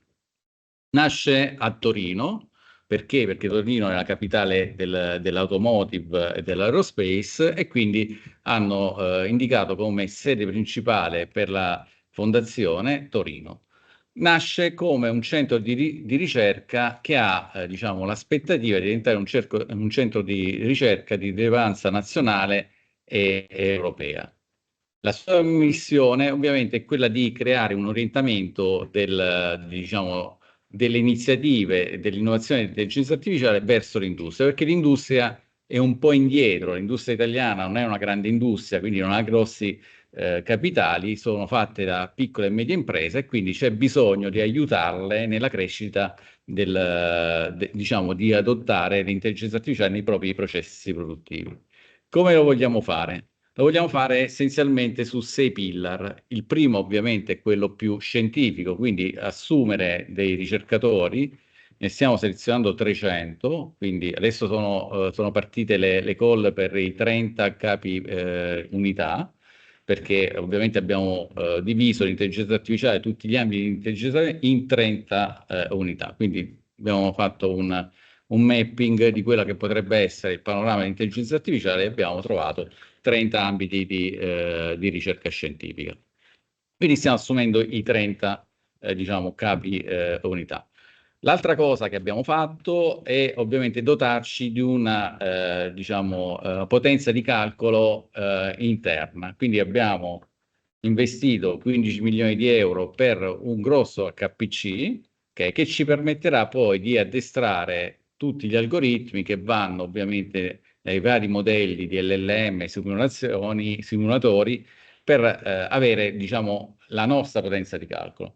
Oltre alla nostra potenza di calcolo, siamo anche enti gestori del progetto europeo AI for Italy, che è un progetto in cui l'Europa ha dato in Italia, al Cineca, 430 milioni per investire nel supercalcolatore, che è 300 volte la potenza di calcolo del calcolatore Leonardo, che è il sesto al mondo. Quindi in Italia si creerà questa grossa infrastruttura di calcolo e la fondazione è l'ente gestore per portare le aziende ad adottare in modo gratuito le piccole e medie imprese e invece diciamo pagheranno le grandi imprese ovviamente con contributi minimali, quindi per adottare questi modelli diciamo nel tessuto italiano e europeo.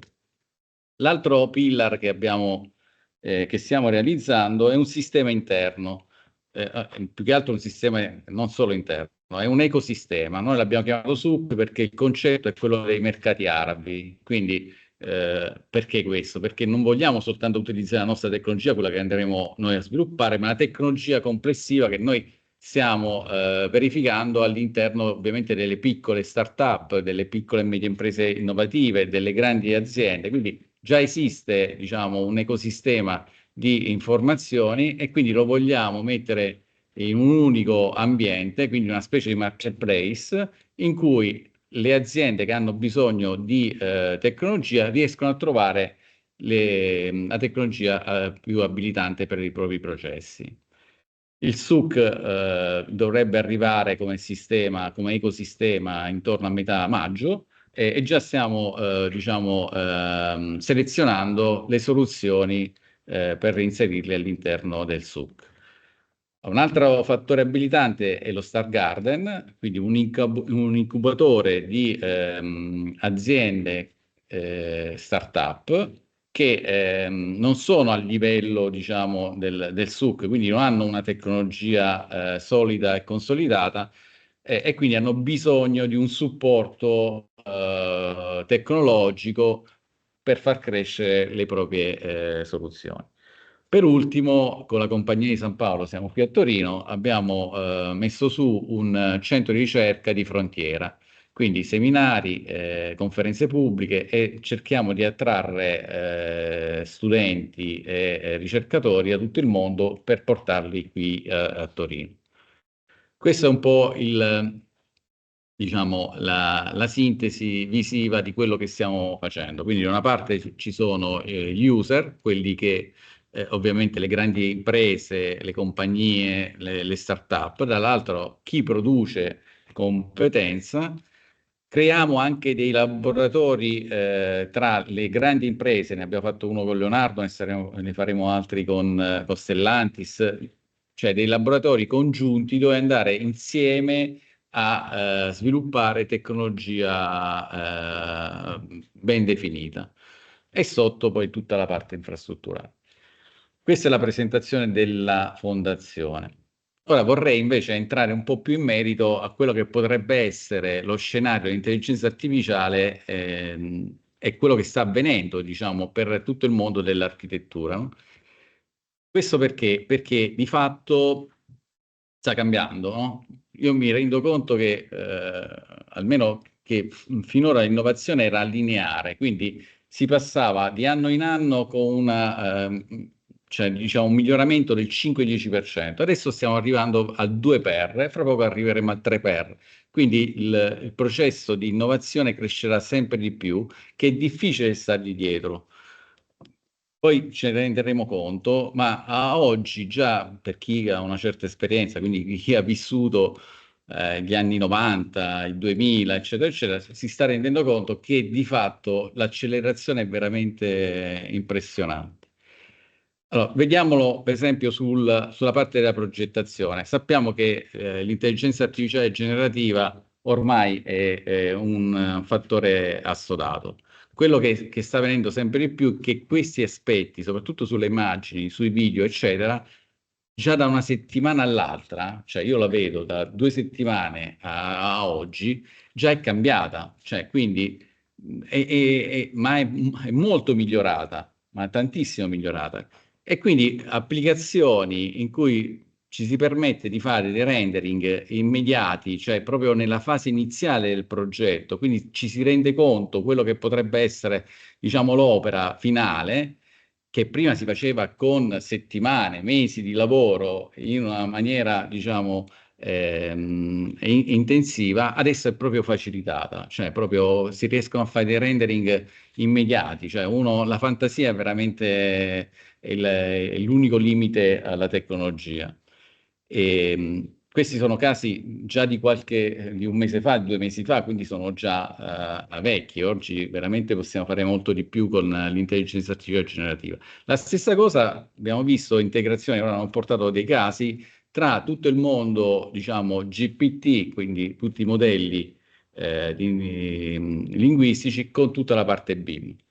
Quindi oggi la progettazione può avvenire in modo molto più veloce, molto più facilitata, utilizzando tecnologie, mettendo insieme tecnologie che fino a prima non si parlavano proprio, quindi erano aspetti, diciamo, completamente impensabili.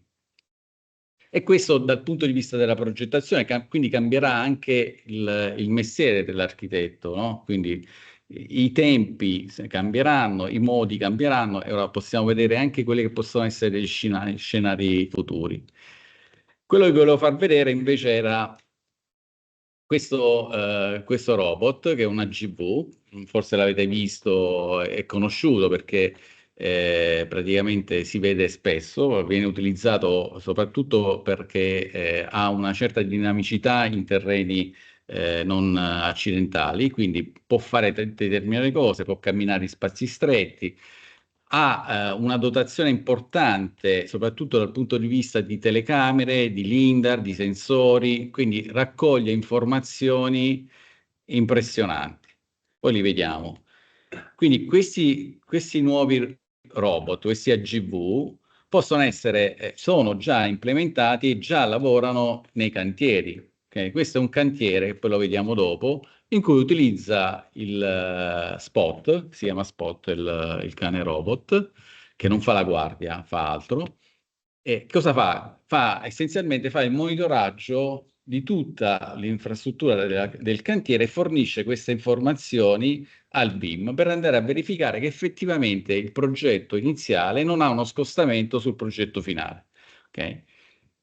Dove lo possiamo vedere? Lo possiamo vedere a Bergamo, cioè non è un altro posto del mondo, a Bergamo. Cioè Bergamo stanno costruendo il quartiere Chorus Life della Gavis e lo stanno facendo utilizzando questo spot che gli permette essenzialmente di controllare tutto l'avanzamento.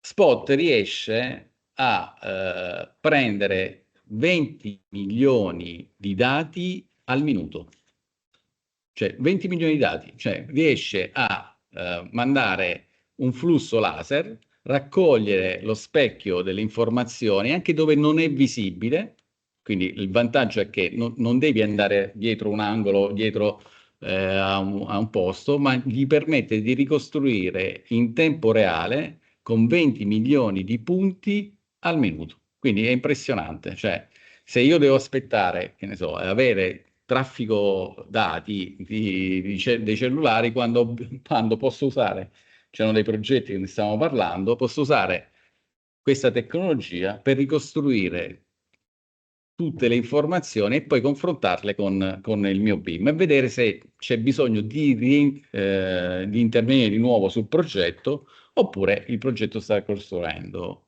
in modo naturale. Questo è già così, cioè ormai lo possiamo vedere, c'è dal 2022, quindi stiamo parlando comunque di soluzioni ormai assodate. Ma vediamo qualcos'altro, no? Conoscete diciamo, il Testabot oppure l'equivalente cinese, il G1. Ormai anche questo è una tecnologia che in particolare è già quasi pronta alla commercializzazione. Il Testabot è stato presentato nel 2021 e quest'anno è commercializzato. Il G1 è già commercializzato. È commercializzato a prezzi, diciamo, molto convenienti, perché parliamo di un prezzo di lancio della Tesla di $22.000, e in Italia poi il massimo vediamo sarà sui 30.000 euro, mentre il G1 già è disponibile e commercializzato a $16.000. Allora, pensiamo che può succedere, ok, sì, quasi una provocazione. Cosa può succedere se io metto insieme un robot che prende informazioni, le trasmette, dall'altra parte ho un robot che prende queste informazioni, le elabora e fa delle attività che oggi vengono fatte ovviamente dalle persone. Un robot Tesla può sollevare fino a 20 kg, G1 200 kg, quindi soltanto in movimento, chiaramente può fare delle operazioni ripetitive oggi, ma questo è il cantiere che ci sarà quando? Fra 3 anni. Quindi i primi cantieri sono già pensati a arrivare prima del 2030. Quindi noi dobbiamo arrivarci pronti, perché l'architetto del domani non fa soltanto il progetto. Okay? Non mi aspetto che l'architetto faccia soltanto il progetto nella fase iniziale dell'opera. Mi aspetto cosa? Mi aspetto che l'architetto cambi proprio completamente il suo modo di ragionare e quindi all'inizio fa la progettazione, ma già pensa a quello che potrebbe essere l'utilizzo di robot insieme agli umani, ovviamente, per la costruzione e la simulazione dell'opera, ma anche durante, no? Perché questo ci permette di avere informazioni in tempo reale e quindi di intervenire sulla progettazione prima che succede un problema in un cantiere e anche dopo, perché il progetto diventa più vivo, non è più statico, quindi anche dopo ha bisogno di utilizzare un architetto per aggiornare tutte le informazioni per far crescere, diciamo, l'opera stessa. Penso di aver raccontato quello che potrebbe essere, ma che è già nelle basi, questo dicevo, che stiamo già accelerando verso questo tipo di utilizzo dell'intelligenza artificiale. Io penso che... Grazie Alessandro. No, grazie Alessandro, a Ciro e a Maurizio, because they show us from their own perspective different view of how is changing the work of architects. I just would like to add two things. Alessandro told that the transformation is very quick. A couple of months ago, ChatGPT was not able to read the drawings. This morning, Luciana showed me that ChatGPT Plus now is going to read the drawings. So if we show my drawings, the drawings of the students to ChatGPT, it can understand what you are doing, what you are destroying, what you are building, and all the strategies that are inside these drawings. So this has changed a lot because 3 months ago we was not able to do this. And this is changing the didactics, the educational part, and also the work. And this poses a big problem to us, to a school, because if the tools are changing, also the purpose of the education, the purpose of the work is changing. One possibility is that the architect is not useful, and the client can do his own project by himself, using the technologies. Another possibility, I think, and we believe in this, in the second one, is that the work is changing, and you have to redraw the finality, the ends, the purpose of the project and on the strategies. Maybe don't focus on performative, but to the, how do you say, the strategies of how to combine the instances that you can combine with your project. So, but this is the subject of our seminar and our PhD courses. So I don't want to say what I think, because I don't think anything about. I'm trying to understand with you, and I think that this is a really wonderful introduction to the PhD courses. Tomorrow with Gramazio, we will have the first deep dig inside an experience, a specific experience. Maybe Federica can explain who is Gramazio, but she's going to discuss with him tomorrow. But before that, I would like to know if there is some question to our host, and they can answer. Nicole?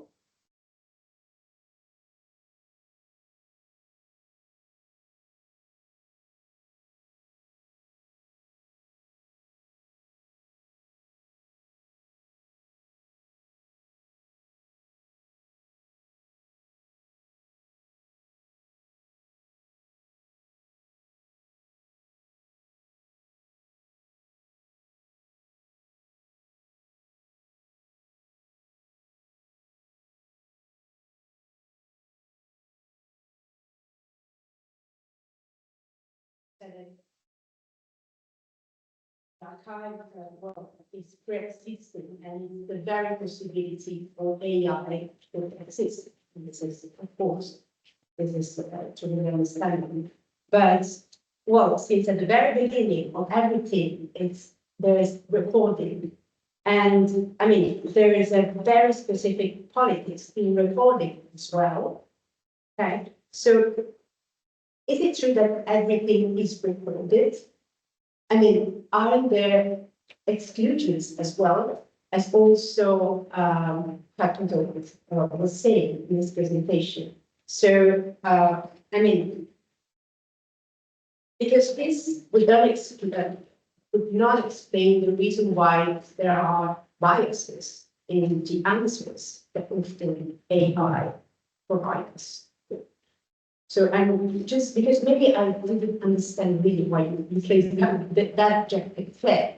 Okay. Fair for fair for us, because I didn't say that there were objective or unbiased, but because we don't need to be intelligent or clever in order to produce data. We can also be stupid. And since we are mostly stupid, I'm serious, what records or needs is fair, because it would be unfair if it would be able to record only what the data of genius.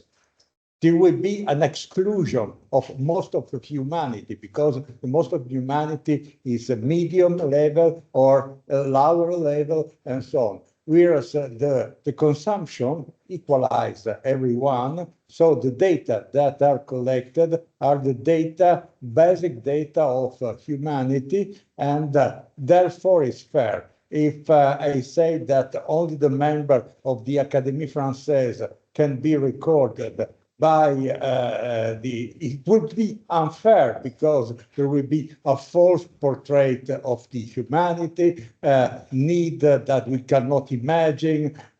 You should have a sword, a lot of discussion of the sword,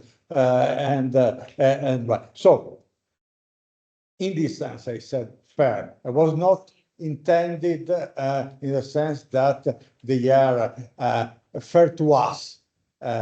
Or they are objective.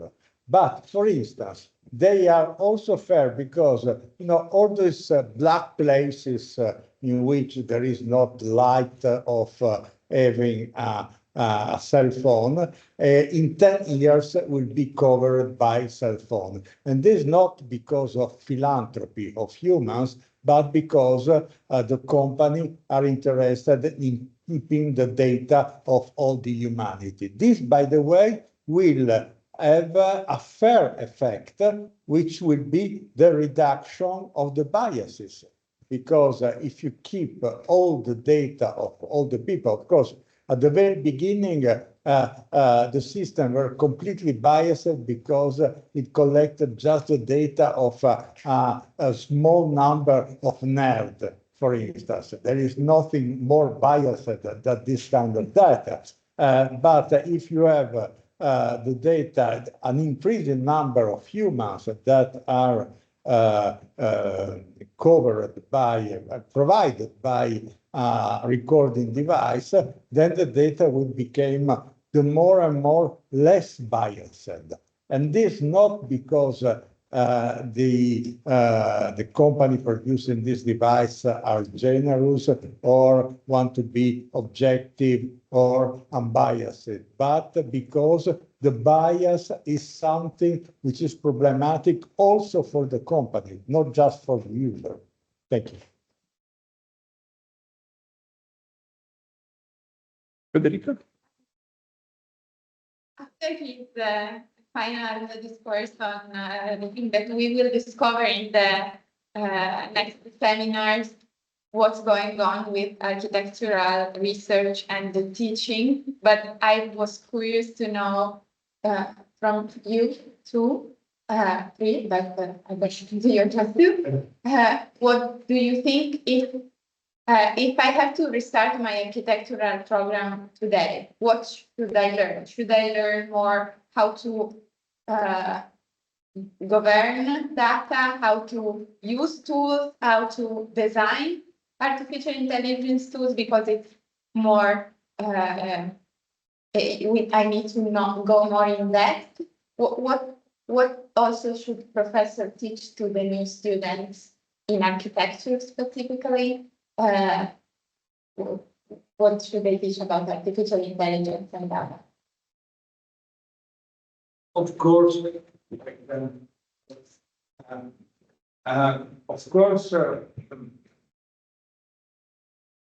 I am the less legitimated in order to answer this question because I am not an architect.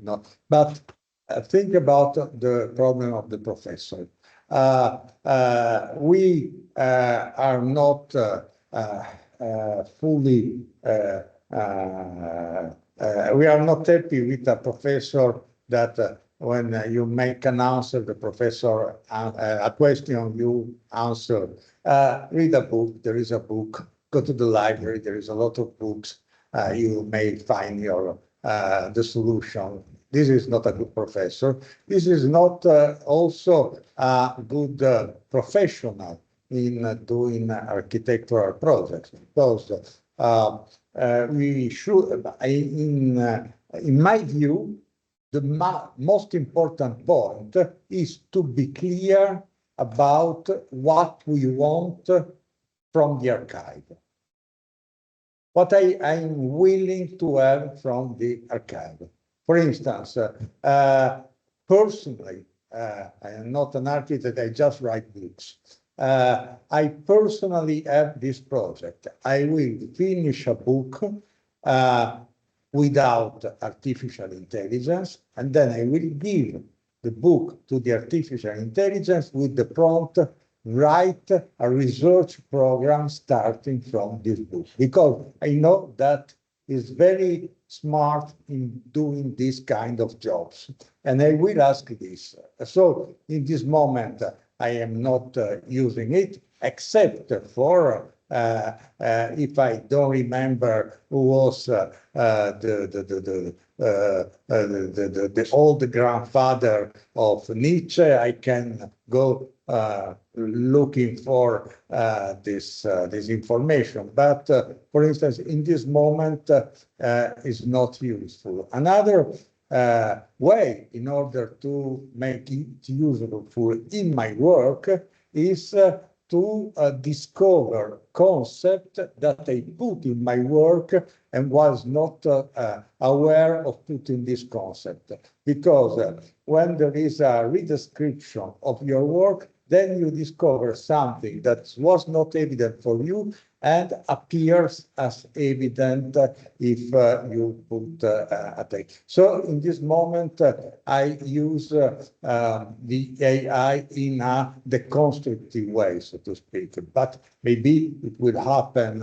But I'm sure that if you put your project to and asking to the AI, did I miss something? Maybe the answer can be useful, for instance. It's a tough question. I think the reality is, what I feel would be important is to focus on the fundamentals, to go hard on people, to basically strip like the discipline of all the tools and focus on the ability you need, and makes you able to ask the right questions. In the end, it's going to be about critical thinking, because we need to be able to question what machines suggest. You will have a generic model in your building, and you should be able to look at it and say, no, this doesn't work for me, must be lost, right? So it's less about tools, it's more about giving about what tools we do. We are already seeing this in medicine. Remember, like the Nobel Prize of Polito a few years ago, he was quoted for saying, in 5 years, there will be no radiologists, because computer vision on the medical images was very well. Now, the reality, as we've seen, is that radiologists are still very much around. Right? Why? For two reasons. The first one is because the AI is dependent on human work and the human annotations we learn. But what we are seeing, right, is that, well, what we are seeing, however, which is challenging, is that we are not good at designing the humans and interactions with machines. There are already studies of radiologists using reality and so on. And what you see is that they are over-reliant on what the machine has. They trust the machine more than they should. And both because the machine project this idea of being right, because these AIs tend to be, as we know, overconfident, and we humans, we are as humans, we are confident. So we develop trust, right? But also because there is, also because of compliance issues, right? If the machine said that, and I object and take that decision, somebody can question me as a way. If I simply say, look, I did what the machine suggested, probably I know where I'm right? So we need to design better human-machine compositionality so that we can have, like the best of two, right? And going back to education, we need to train this people. We need to be able to have a radiologist to say, well, the machine says this, but I know it's not that. I know it's a shallow answer, but I don't have to give answer. So.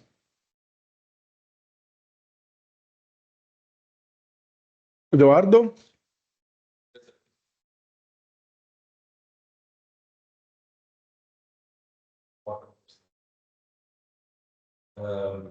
In questo parlavo del previous today, we talk about a lot of synchronic aspects. Yes, something risk that there's an accumulation of material is in principle that was arrived. And why we know is the So this is the approach of designing, right? That is definitely of research with in practice, something that is never static, it's evolving, is depending on time, and continuously changing quality. So, those are all more of my personal, it was more about the prediction. Since the design is very unpredictable, why we think that with AI we can lower this predictability of the features. Say before the construction site, we measure more detail and more information. Like I said before, the data of today would be my dialogue also between how the items, the rooms, having these regional that is not necessary. Considering what we need is like to be predictable and lowering this unexpected moments. So wasting what we step here is going to be statically, not prepare on it, but really simplify. And maybe next, some roofing or small points or interactions. Also, when you step about the mention of how people will move is based on, you said, we need to buy all the data, otherwise it's impossible. But in this instance, it's really difficult to buy, so we have some, it's not that it's not for prediction, that seems really not very loud because they don't do nothing without us pushing. So what is the provoke a bit of prediction? Because for our job it's can be helpful for starting points, but since very useless for others when these amount of data is not that even necessary. Also, the construction site, having that lighter, everything very anybody is stating on something say it's really useless that amount of data, even if you really wants to have a complete digital twin of awareness for some intelligences, really not store efficiently for some of it. So that's what in general respect for Unito. Professor Maurizio Ferrari has to go because we know he has a little call to do now. So thank you and yes. No, it's not true. I decided.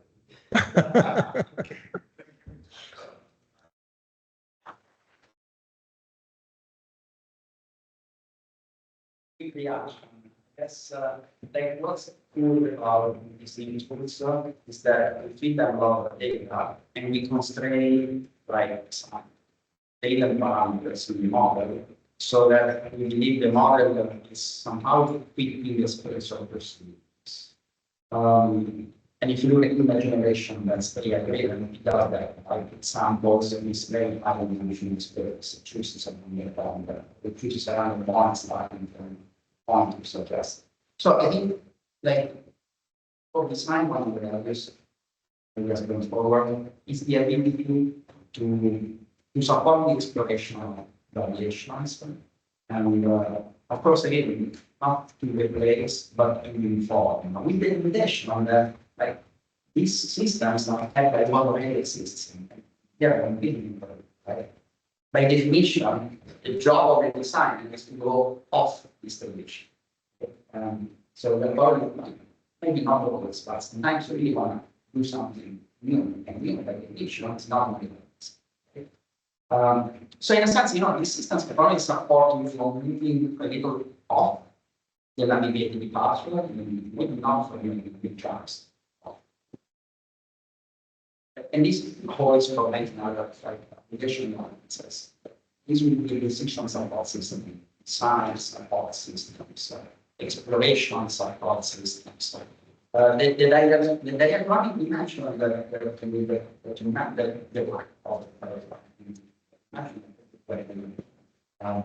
all of these systems you have one snapshot.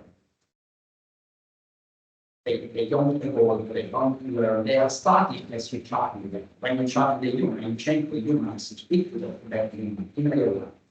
in this system, therefore,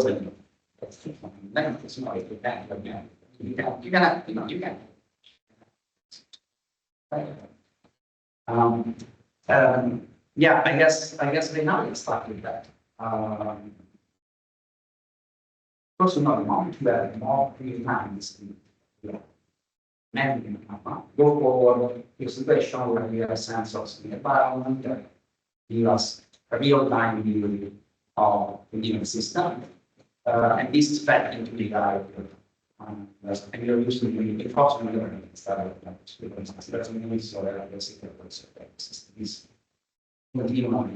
using learning, right?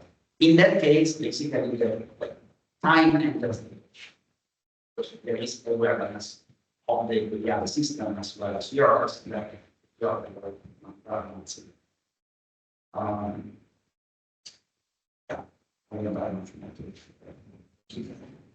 I'm not. I try to answer to your question is a little bit changing the question, and I'm happy that Alessandro didn't listen me because I'm going against what he said just a few minutes ago.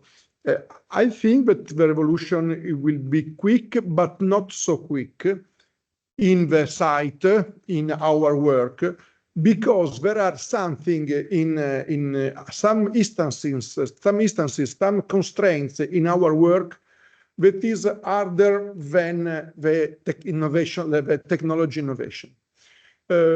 Obviously, it's better to have a robot instead of a human worker to bring 200 kilos from the first floor to the second floor. But there are a lot of things that are some bureaucratic constraints, for example. Who paid for the problems that paid, or how the enterprise, the construction enterprise, usually in Turin, in Italy, are familiar. So they are not used to the rules in the public community are not so ready to have this kind of mechanization. So there are a lot of things that, and the work of the project is very contingent, very particular, it's not just Lingotto you can do like this, because and Lingotto is 100 years ago. But there is nothing else except Lingotto, or maybe some skyscraper, but we have 2 skyscrapers in Turin. All the other buildings is more or less like this one. Maybe more poor, but I mean, is always a specific, a contingent situation where they need someone that knows very well the people that have the key to enter in the canteen or to know how to park the car. Otherwise, you don't arrive. I mean, there is a lot of contingency, a lot of imperfection in our work. But this is our subject, I think.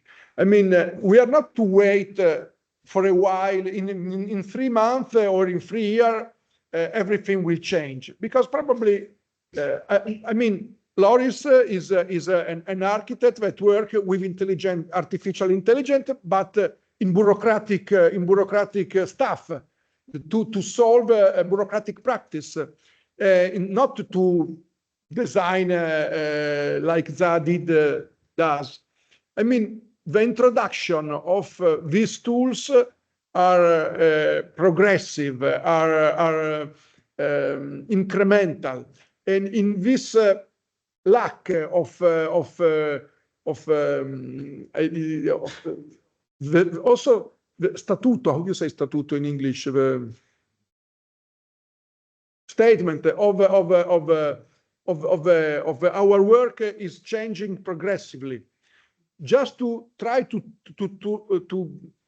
describe and to trace this changement is a very interesting work for a researcher in architecture, but everywhere, I think, not only in architecture. So I don't think that now there is to wait for a new word, but just to try to fit in a changing world, I'm speaking about practice, not about ideal world, just our practices that are changing, and just to try to diagram, to draw, to describe how this practice is changing could be a way to go inside the problem.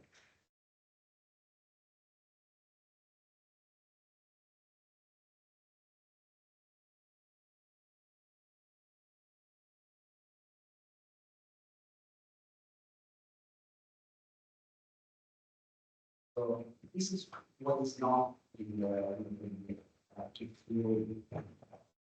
like we don't have AI that design dishes, food, because we don't have any data how things taste, right? I mean, it's might change right now. It's we don't have any data how things taste, so we can't use the AI design food.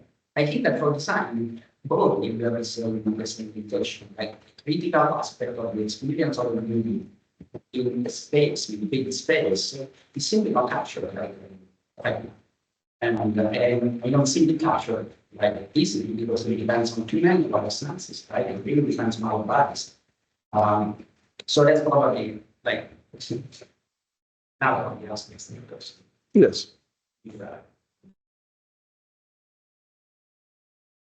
Are any other question? Daniele? Or you talk about critical thinking, so the law of architects and architecture of critical thinking. I was also wondering if the understanding of how AI works is, in your opinion, important in using these instruments. So, is it important in your opinion that for an architect knowing the mathematical principles behind AI, or is it something that isn't in itself? It's a great question. I guess it depends, right? If you go into like domains like Partmership, design, where there are a lot of and probably does make sense because AI will be more closely matrix in the formal aspects of the design process. Otherwise, maybe not. I mean, it's certainly important to have like deep awareness of the limitations of the system. It's very difficult. I mean, I'm very physicist, so it's very difficult for me to abstract everything. So I don't know if you don't have solid foundations in advanced mathematics, whether you fully understand the limitations of the system. I don't think so. I don't think we need to be transferred in from this community without limitations. We don't even teach people these things. But I guess that this boundary like might be moving because things are moving much faster than the past few years ago was totally possible and that run for optimal economic systems. And that's not sorry, right? So we are still all collecting learning, right? But it's important to always realize and share the limitations of the systems, so that we use them for the they are ultimately very useful. But of course, anything we take from them comes slowly without things will be possible. And in many cases, they are not consistent. And so it's important to be aware.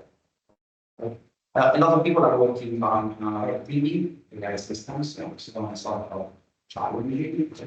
They are going to do something that not supposed to see what are the limitations. And learning about the system, the best way to learn about the system is right? And so it's national species, it's national particles, and so I guess that there is a lot of collective learning that can happen by having experts like you in the domain challenging the system and watching the system fail. That's something you do. Of course, we have confidence or not. So this ties to another big challenge that we'll see for a while. We already see that systems benefit people who are at some level of knowledge. If you are learning from, if you don't have much knowledge about it, you don't, you know, yeah, but you want to be with it. If you are an expert, you can ask the right questions and you can able to the questions. And then you benefit the system much more than you. And so this means that we have to redesign the way we teach people to stuff. Because otherwise, you still service, you are creating more compliant. It's actually in my slide. So there is a super nice article in Economist where they link several studies of which jobs are going to be equalized and which jobs are going to become more mutual. And it's very counterintuitive. For example, for legal disciplines, there will be a leveling effect. Like bad lawyer will become similar to right? For other disciplines, there will be a widening. So it's very difficult. I don't know what like what we like in the office.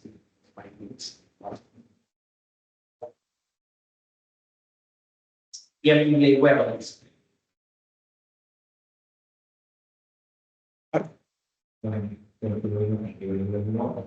Questions for you.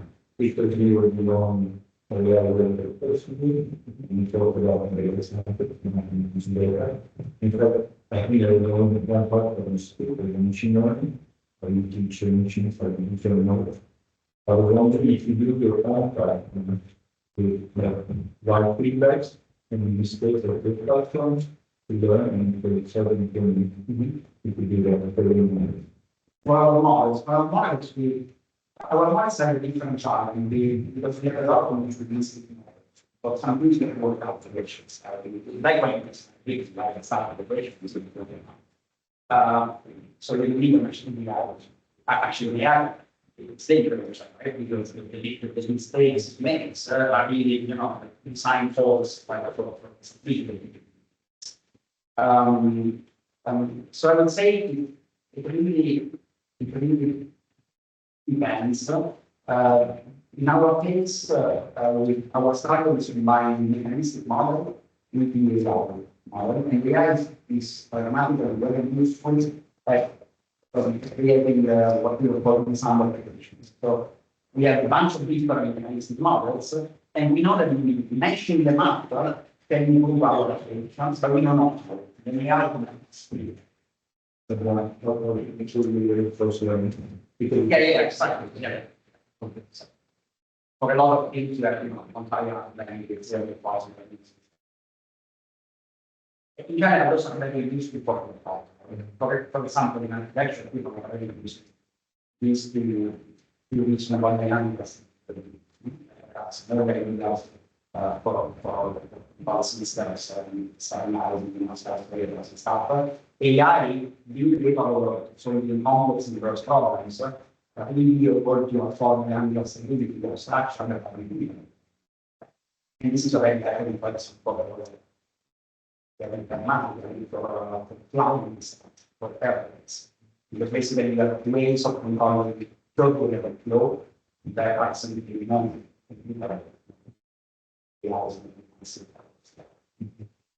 freezing the entire space in some kind of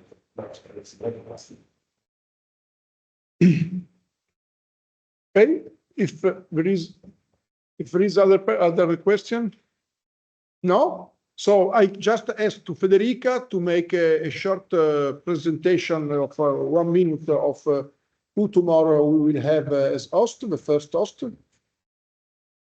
Okay.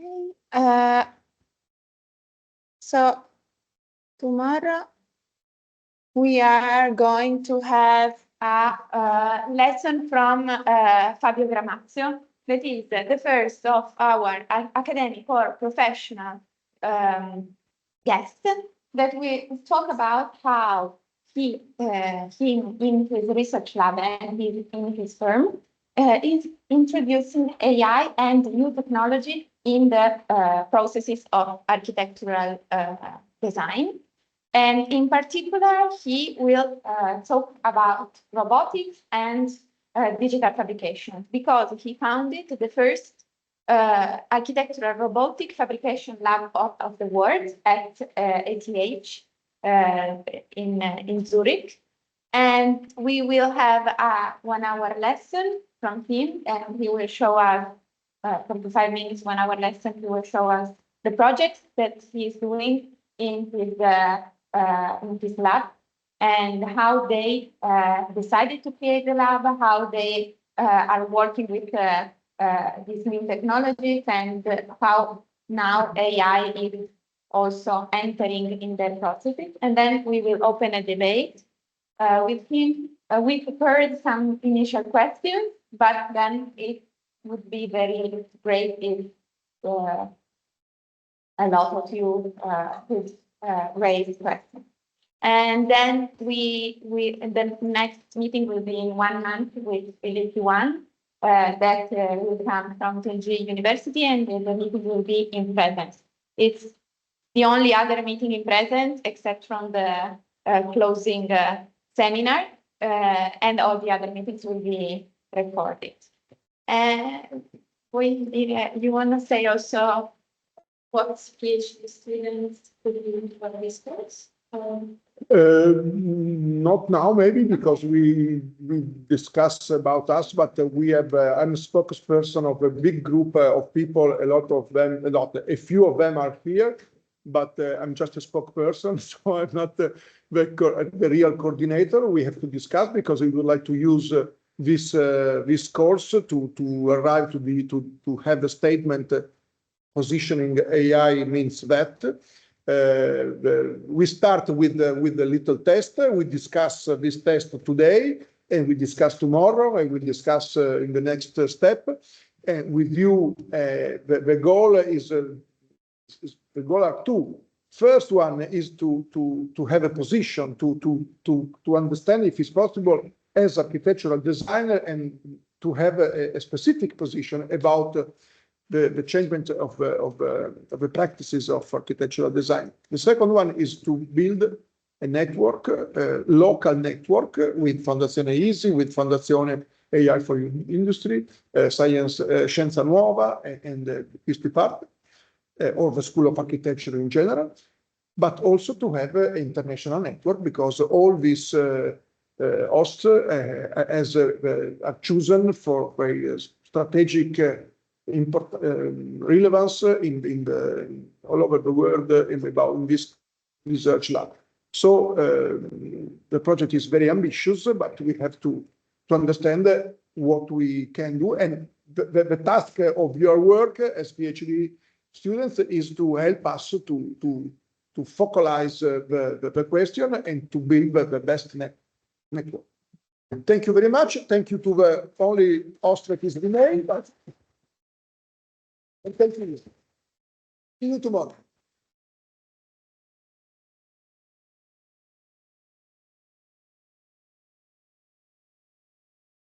Giovanni. Grazie a te, hai colpito nel cuore.